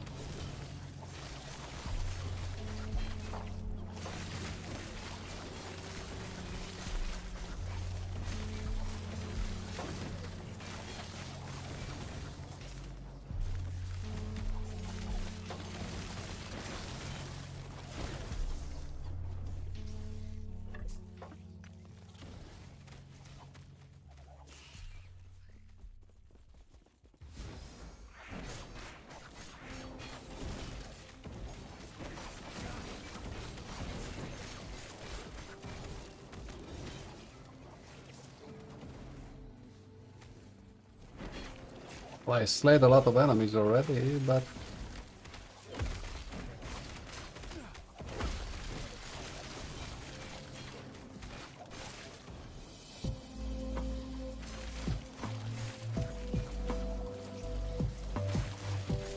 maybe check the frame rates as well. So I'm limiting the frame rate to 60 just so the stream itself does not stutter. But I usually get to, I limit when I play offline. Oh no, when I play off screen, let's say, so not on stream, I limit the frame rate to 120, and I get 120 frame rates per second. This is a really great performance improvement. So we got a relic for the Sentinel. We'll check it out after the Echo itself.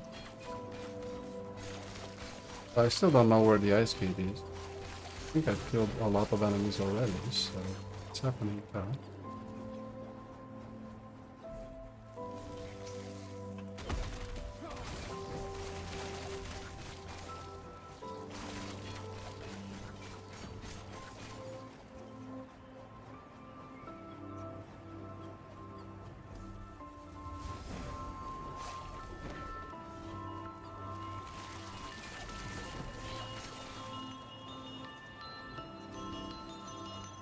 Sometimes we get stuck in warpath mode. We have to interrupt it with another skill. This is an online only issue, and it's a known bug, so yeah. We just have to wait until it's fixed.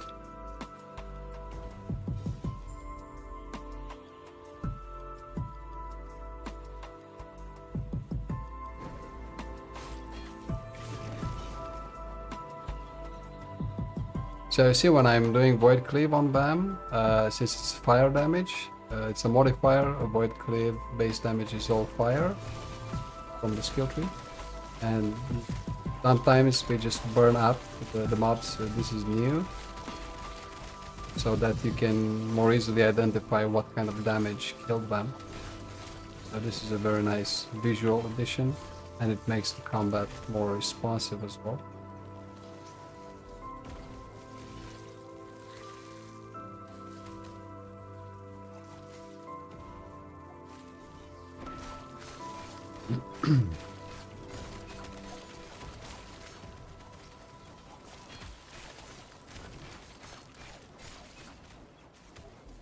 Right, so then this way maybe.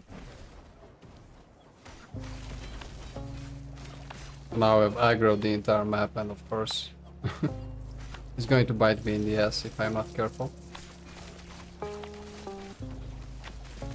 Because they actually follow me around, so it's no joke. Maybe because some of them are ignited, I don't know, but they actually follow me around the entire map. They don't relent, so I need to be careful. 75 armor, 12% endurance, increased cast speed. Minion damage, block chance, block effective. I don't know. Seems like a stretch to try and craft those into something fashionable for our mastery and class as well. I mean, build, right? Oh, wounds. Maybe I'll get around to playing the marksman at some point. Never did. I prefer, when I'm playing range classes, I always preferred casters. They just seem more versatile. Marksman depends a lot on having a great bow. And since I started playing online, in online we all start from zero, no matter what kind of items we had in offline. So I don't have any good bows for marksman just yet.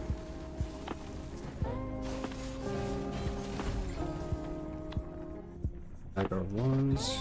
Yeah, sure. I'm just picking up items as I go, and I'm going to again buy like 50 stash tabs. Store everything interesting. Fire damage, health regeneration, fire resistance. Well, I have a lot of fire resistance already, but lightning damage might be good for paladin. Fire resistance and lightning resistance. It's pretty nice. Crisp. Then lightning. A lot of lightning resistance, which is something I could actually use, but we'll see. Sure, there are blessings as well, at least for physical resistance, I think. And this one again, lots of fire resistance. Leah's machinations. Armor increased cast speed. I would like increased melee speed. Blast you to fireball. Fire. Yeah, sure, for fire mages. Why not?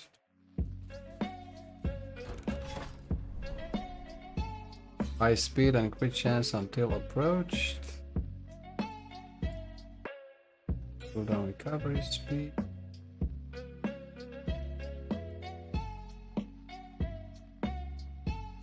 But you really need a lot of stability in this monolith.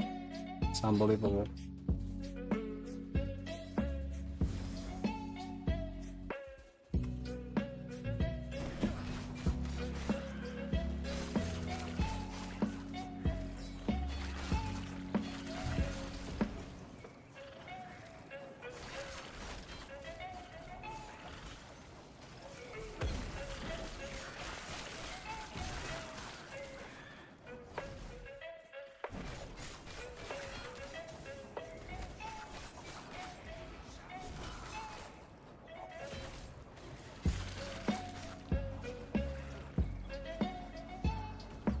So overall, I'm really happy with the performance improvement of the game. That's, I think, one of the more important aspects. And of course, they added multiplayer. That's a good addition to you. You want to do, you know, monoliths or arenas with friends or whatever. Sure, that's good. But basically, what they worked on in the past year is the base or the core of the game, core of the code.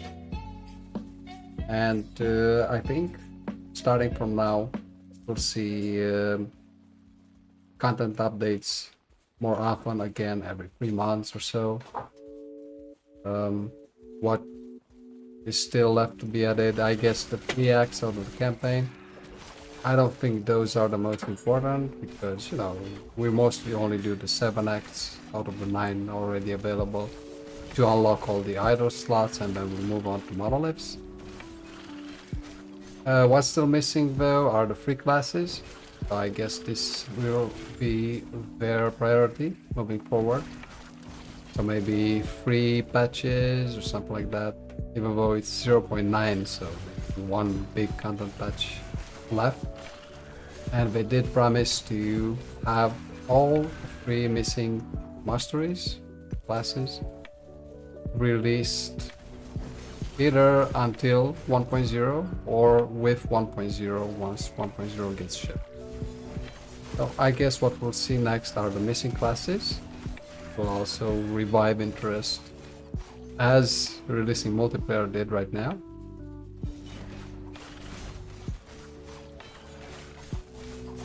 And other than that, to be honest, you know, fixing bugs, and performance is good, product is good, there is enough endgame content to keep you busy.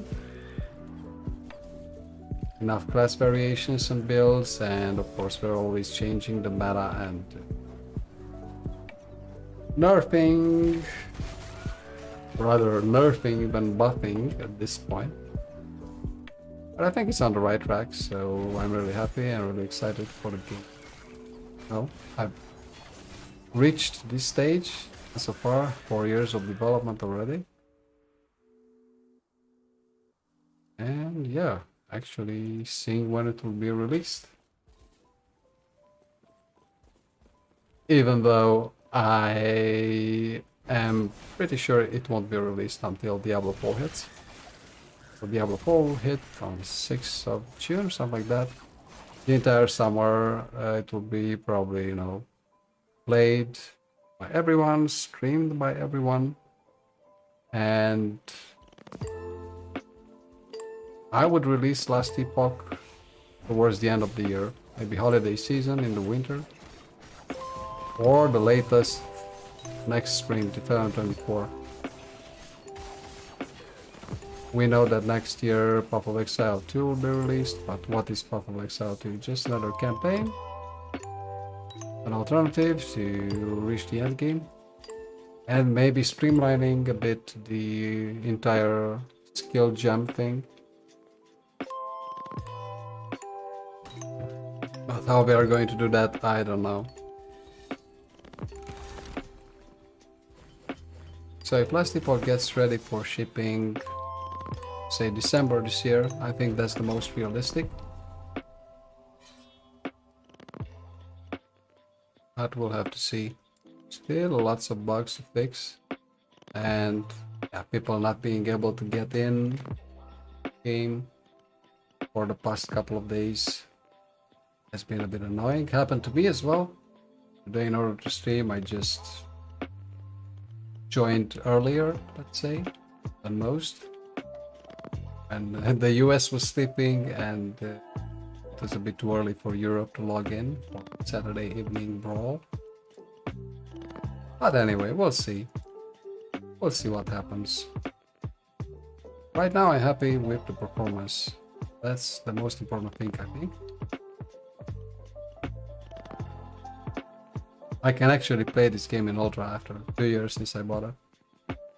On a 2080 Super card. So maybe let's go this way.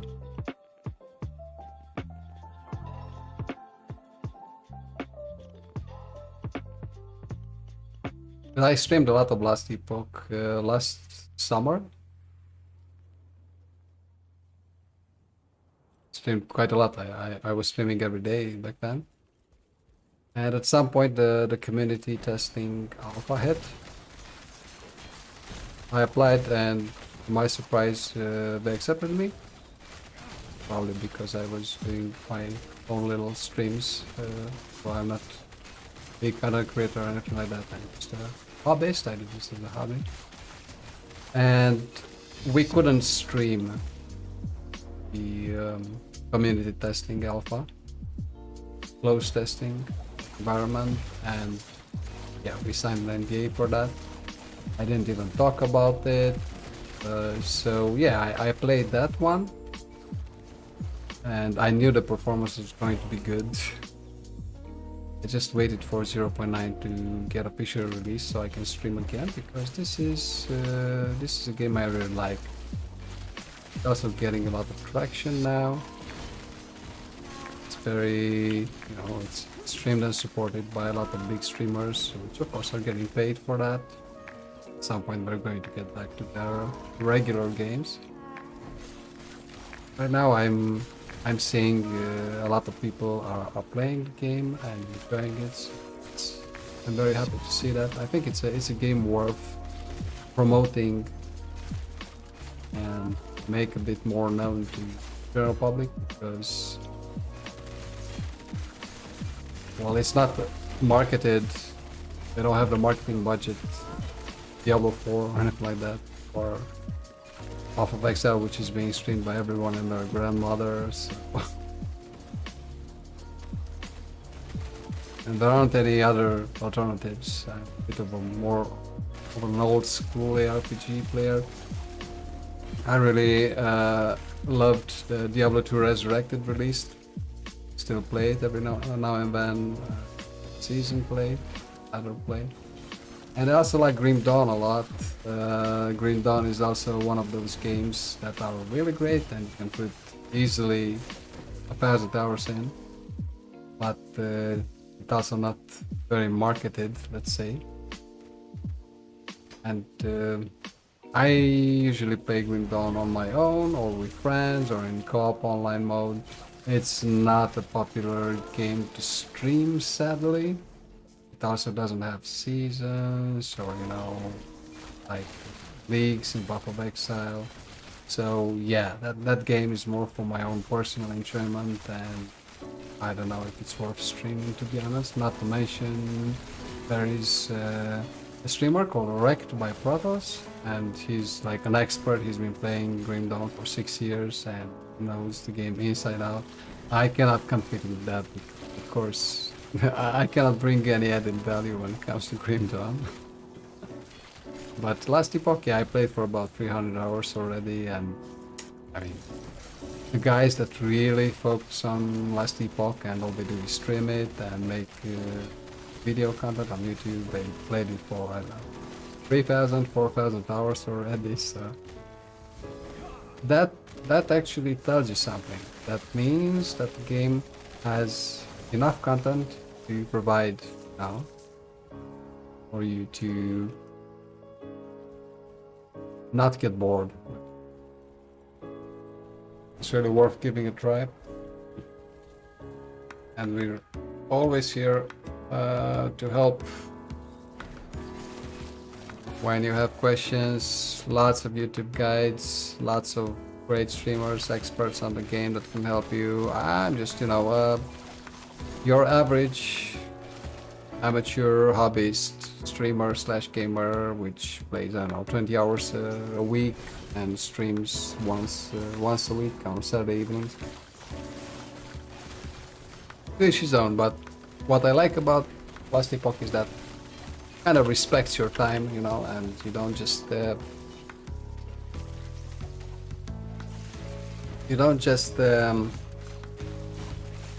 to play it for 8 hours a day, 10 hours a day, like Path of Exile, for example. No normal person can keep up with that unless they are paid to play it and they can make a living out of it. No one can keep track of Exile developments to stay on top and be competitive. As a normal person with a daytime job, and you just can't do it. You don't have enough, there aren't enough hours in the day for you to do that.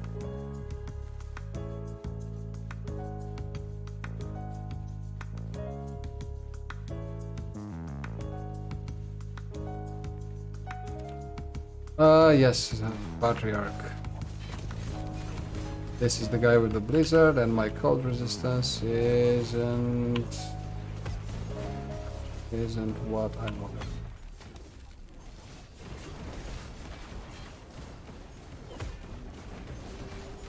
I wanna hit him, but he casts blizzard, so I'd rather not.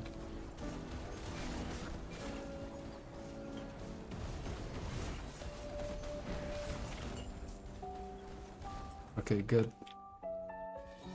Let's try to actually finish this monolith tonight, as I was saying.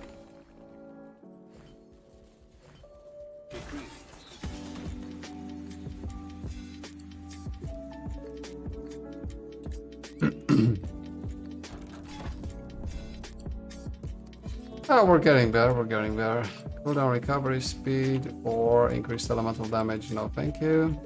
Take a strike avoidance and increase health. Yeah, okay, let's do this. We're almost there. I think 2 echoes, as long as we don't die. And we'll be able to do the quest echoes after that. I don't remember, but I think the boss here is Lagon, unfortunately. But I think it's just Lagon without the teleporting into the arena and all that stuff. We'll have to see. But yeah, definitely it's not easy, so keep that in mind. Level 68.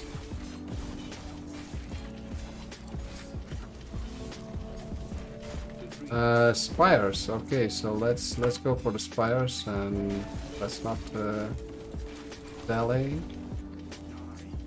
for too long. Oh shit.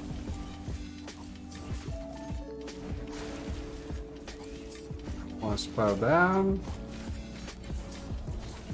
And they are grouped very nicely here. Yep, easy. So that one didn't take long, did it? Arenas are not worth it. Are not worth it as the rewards in the arenas are not worth it. But I think arenas are nice to play actually in multiplayer. I think just for the fun of it. And I'm sure at some point maybe they will buff the arena rewards as well. That's easy to do, right? If they want to stimulate players to do so. I know the monolith system is, a map system, not as complex as in Path of Exile, but it's good enough. Much better than Diablo 3 for sure. You got the arenas to, just test your build, see how far you can get. You also have the dungeons. I think they try to experiment a bit with them. It wasn't very successful. I think only the Temple of Sanction is actually worth doing for crafting legendary items, and Tem Temple of Sanction itself is a good addition because you can craft the legendary items, and the crafting system itself is very nice. So yeah, arenas, monolith system, dungeons. I think that's about it right now. And let's see how it looks. Yeah, 48,000. So actually, it's still increasing a bit. As I was saying 2 hours ago, 40,000 if I provision the servers with 40,000 players on weekend. You could see yesterday and the day before there were more people watching than actually playing the game because they couldn't get into the game. They couldn't log in.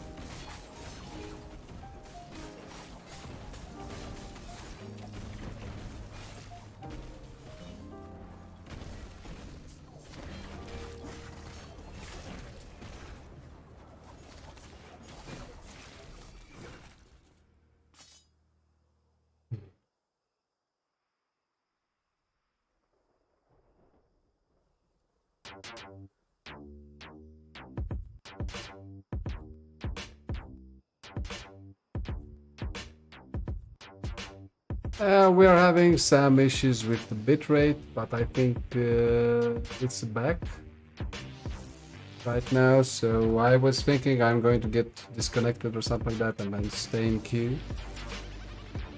But I think it's okay right now. All good.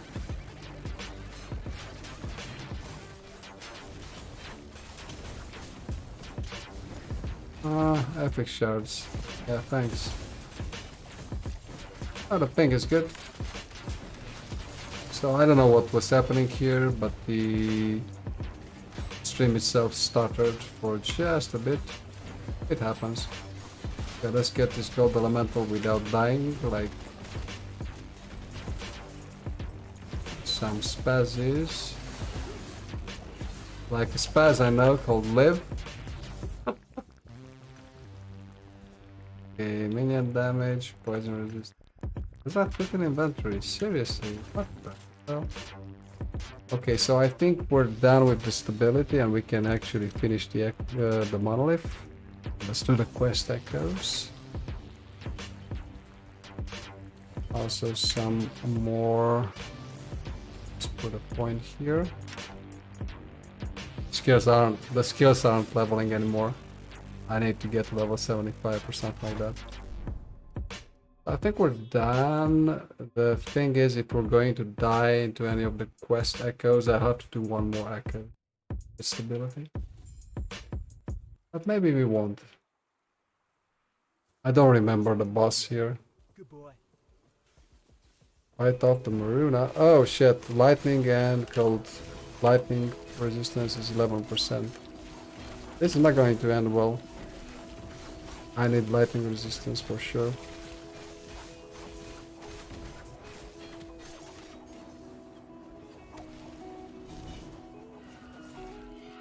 However, I have a lot of life. Maybe let's fight them in smaller packs, you know? I'll just summon some more reforged weapons.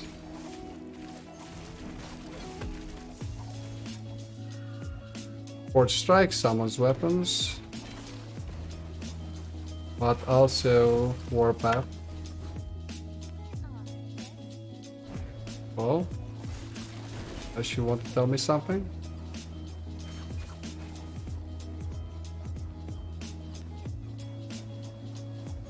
Because I wanted... Oh, I have to kill them all. so I can save them. Of course, they won't talk to me if they are being attacked by 1,000 mobs. That makes sense, actually. If only someone would read the quest description, right? Hello, my friend.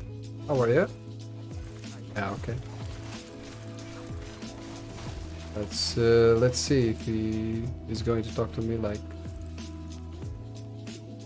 at some point.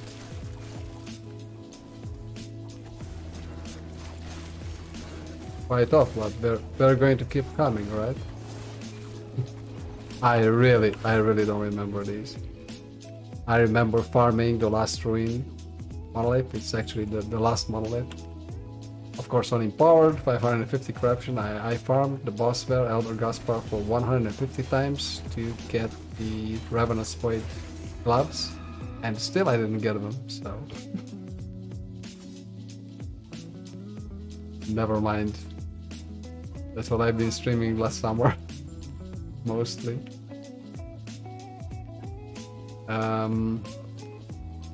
Okay. But I clicked on 2 of them and only 1 appears. Okay, 2 of them are saved. Last one now. We fought off all of them? No. There are more coming.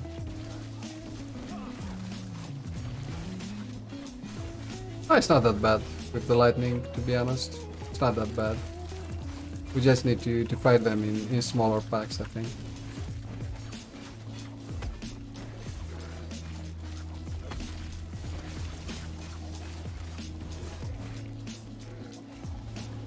Maybe I shouldn't just pick up every little crap, but I should pick up sentinel items.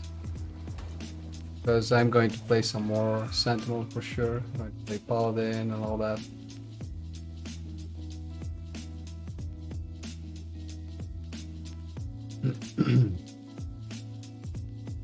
It's a good thing that the stream didn't disconnect me. Okay, so this one is done. But maybe I could do with some lightning resistance, to be honest.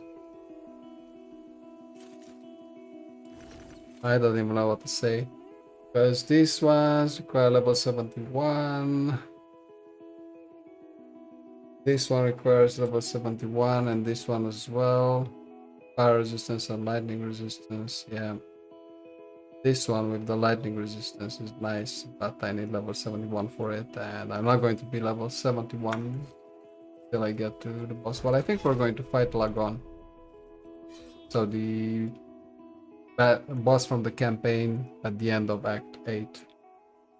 Which is a very difficult boss in and of itself. We'll see.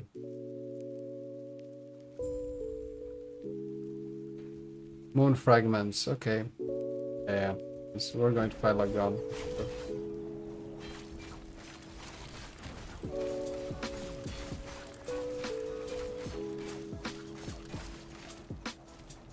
Not to mention my resistances are exactly what the opposite of what you need for this monolith.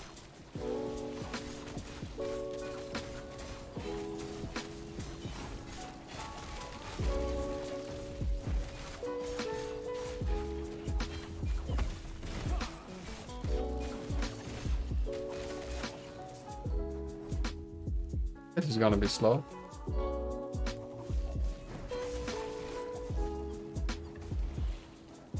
But still, I have like a lot of HP, so seriously, something's gotta give, you know. Oh, we can actually click on it and we get it. That's a relief. Don't have to fight everything on this map. I actually remember this map from the campaign. It's home to one of the most annoying quests in the game, where you have to gather 12 crab eggs or something like that. I don't know, some eggs. And oh my god, it's like you have to gather them individually and you have to run around the map for 12 different locations to gather all those eggs. It's Oh my god. It's also a very big map, exactly like this one. It's exactly like this one.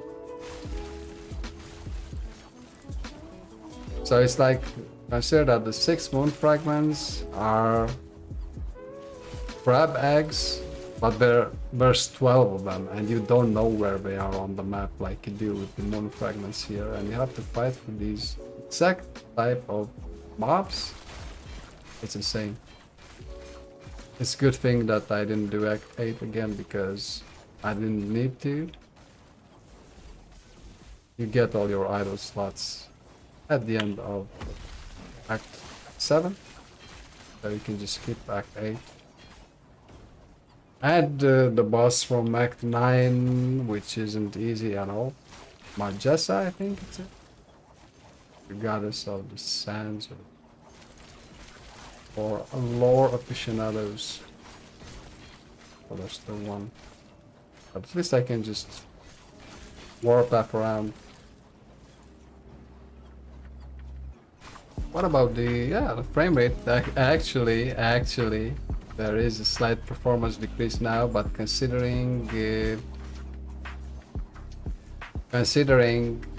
the performance drops in the past, this is nothing. It's really good. It's really good that they've improved the game performance, because that have prevented many players, new or existing, to ever pick up this game or pick it up again. For me, it was actually pretty annoying, and now I'm playing on Ultra, everything on Ultra, so yeah, it also looks better. This is really impressive. I had to play it on medium, on the same system specifications, so it's the 2080 Super video card, 64 gigs of RAM, i9 Intel processor. And I had to play it on medium just because the frame rate was dropping from 60 to 30. Just like that, when there are more mobs on the screen. Yes. And now I only limit it at 60 because I'm streaming and I don't want you to get a stuttering stream. Normally I limit it to 120 when playing off screen, and I get 120 frames per second. So now I'm actually curious if we're going to be able to beat Lagon, because my lightning resistance is shit, and my cold resistance is also nothing to write home about. Well, let's see. Yeah, confirm Lagon. I hope it's not exactly like the fight at the end of Act 8. Meaning maybe he isn't going to teleport me to the arena.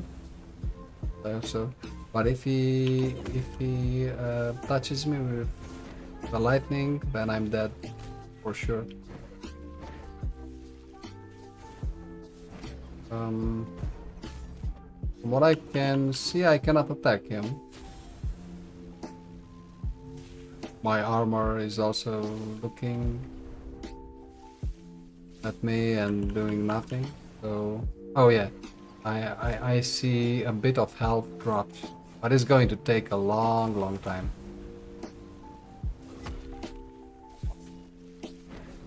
Yeah, so I hit him with Forge Strike, otherwise I couldn't get a swords. The swords are hitting him, so yeah, okay.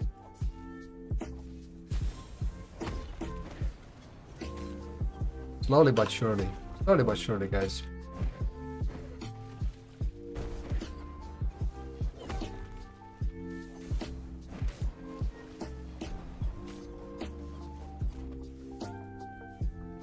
But the manifest armor itself is not doing anything, so yeah.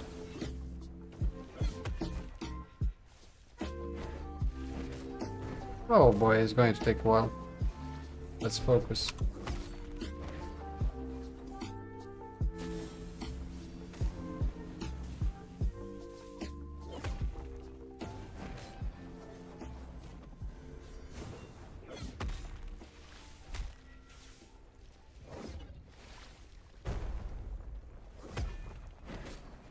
Whoops. No, no, no, no, no. Please, I don't want to see how much damage that lightning does to me.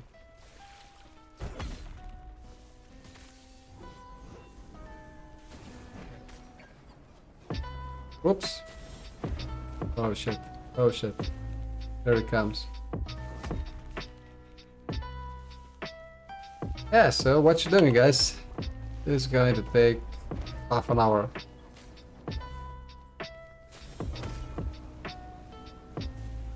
Yeah, so only he only touched me with that lightning, and I got a 50% HP hit from it. Bad. Okay, so now the manifest armor is hitting him as well. Finally.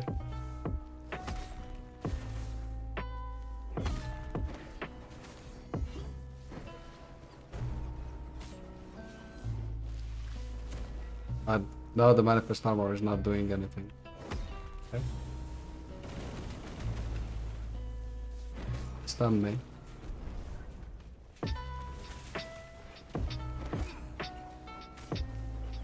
Manifest armor is hitting him. Yeah, what can I say?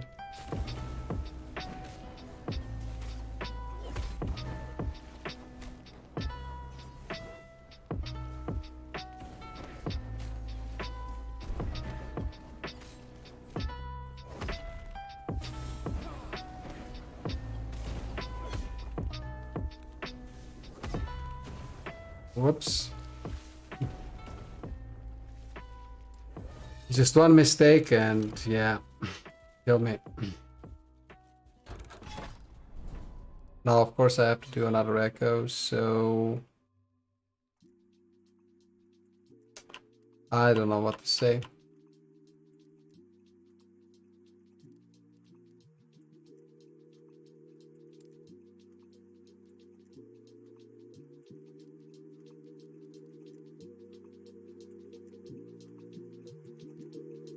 I think I'm gonna call it quits for tonight. I don't see any normal modifier that I would take for Lagoon. Yeah.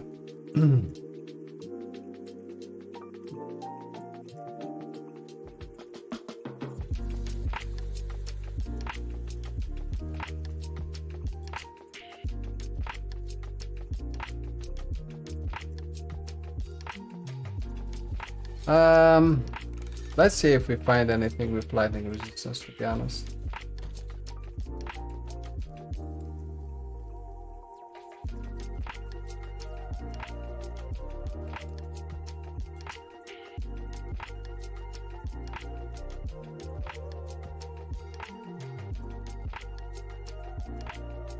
Elemental resistance. Lightning resistance, level 71.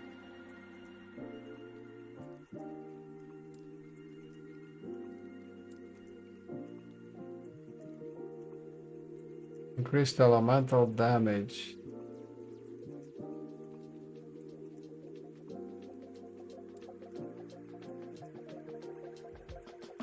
Elemental resistance.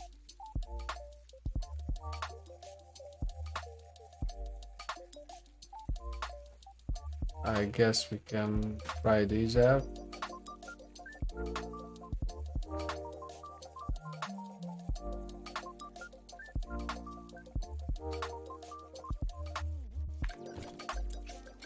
They're significantly less health, but at least some form of lightning resistance.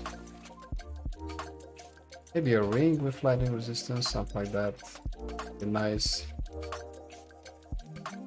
Elemental resistance. Protect. Ah, there we go. Some lightning resistance. Could be good. 45% lightning resistance. What else?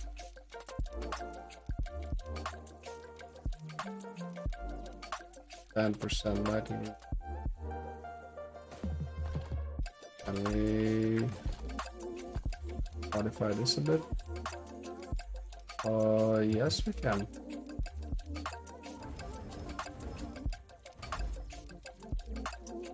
52% lightning resistance. So come on. On vitality. Okay. So I think this one we're maxed out on lightning resistance. So yeah, we'll give it a go. Just give me 1 second, guys. Going to well, I'll be right.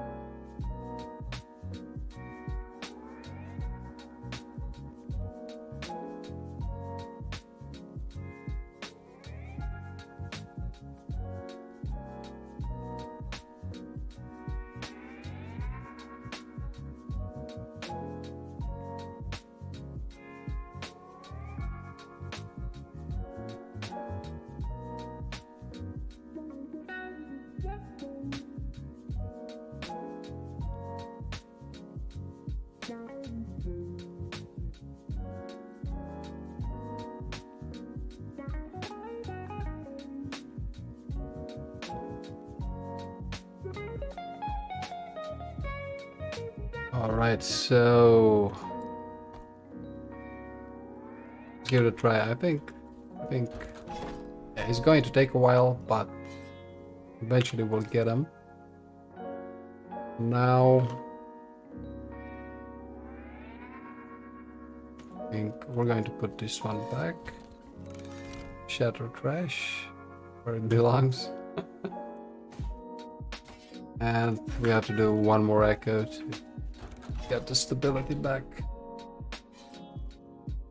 Question is, which one? Crystal. Oh well. Yellow.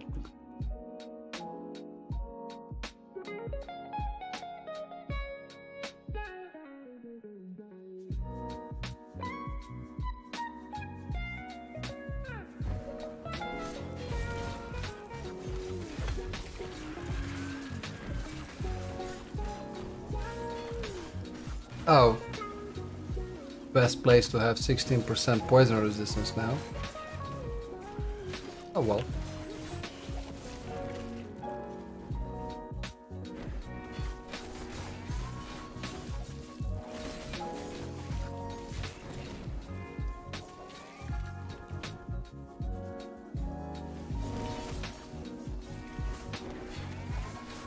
I have to fight them in smaller packs. I can't just warpath the entire map. Maybe I can, let's see. Damage reflection, nice.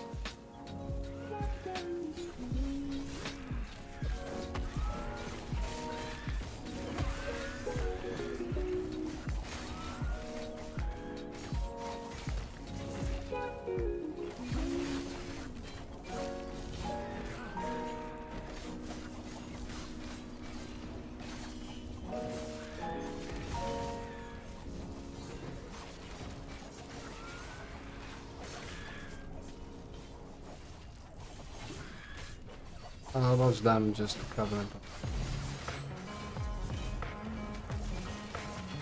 Not sure if I get enough stability for it. Nobody does the bonus stability thing. It's not.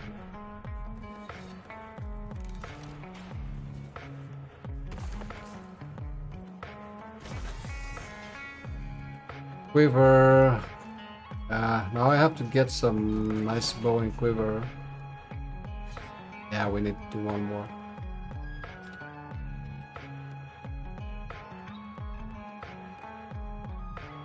Regenerate health. If I'm going to get the regenerate health one, my goal is going to regenerate health.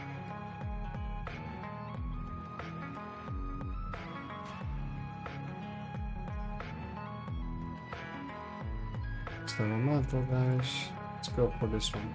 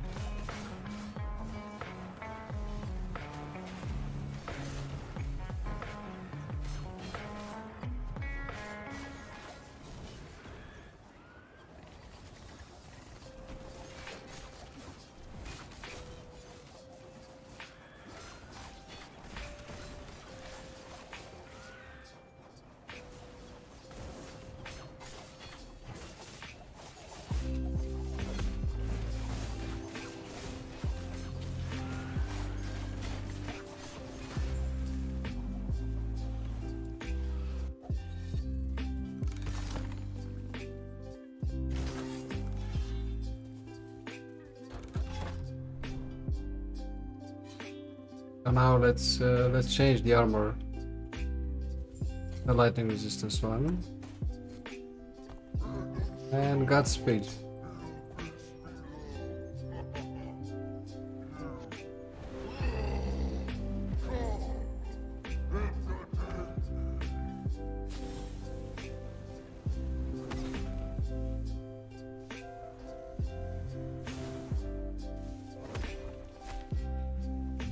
I don't care about the stuns. Just have to watch out for lightning. Yeah, I guess summon the swords.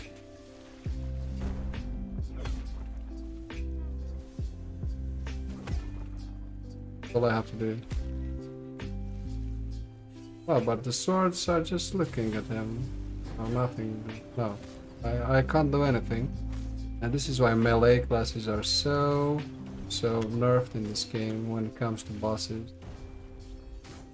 Because we are made for ranged classes, or at least they disadvantage melee classes heavily. That's why I always played ranged classes in this game. Now I wanted to see how responsive the game is to melee. And it is, but when it comes to bosses, campaign bosses at least, forget about it, no chance. If you don't have hammer throw, for example, in this case,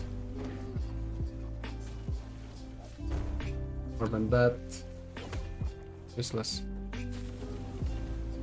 Or it takes a long while.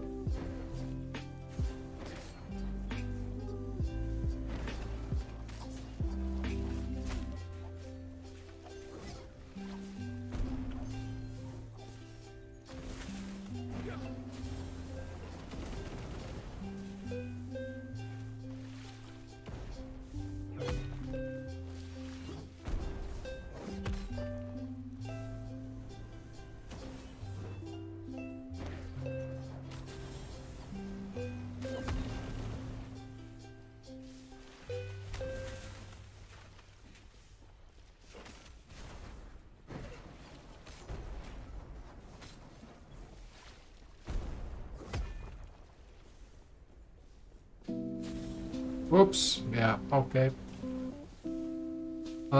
Yeah, I'm going to call it tonight. I'm going to try some more off screen. But yeah, pretty good progress for today. Happy with it. And right now, I think we could do something like increasing level to 70 at least. Lightning resistance is okay. He caught me in a bad corner there. And of course the Lagon fight takes like 20 minutes, so I'll see you guys next Saturday evening. I don't think I have time to play earlier than that. Maybe a bit more on Thursday or Friday, but I'm not sure about it. I can't really keep to a tighter schedule than once a week right now. Thank you for joining me tonight, and I wish you a great weekend going ahead. All the best. See you soon. Bye bye.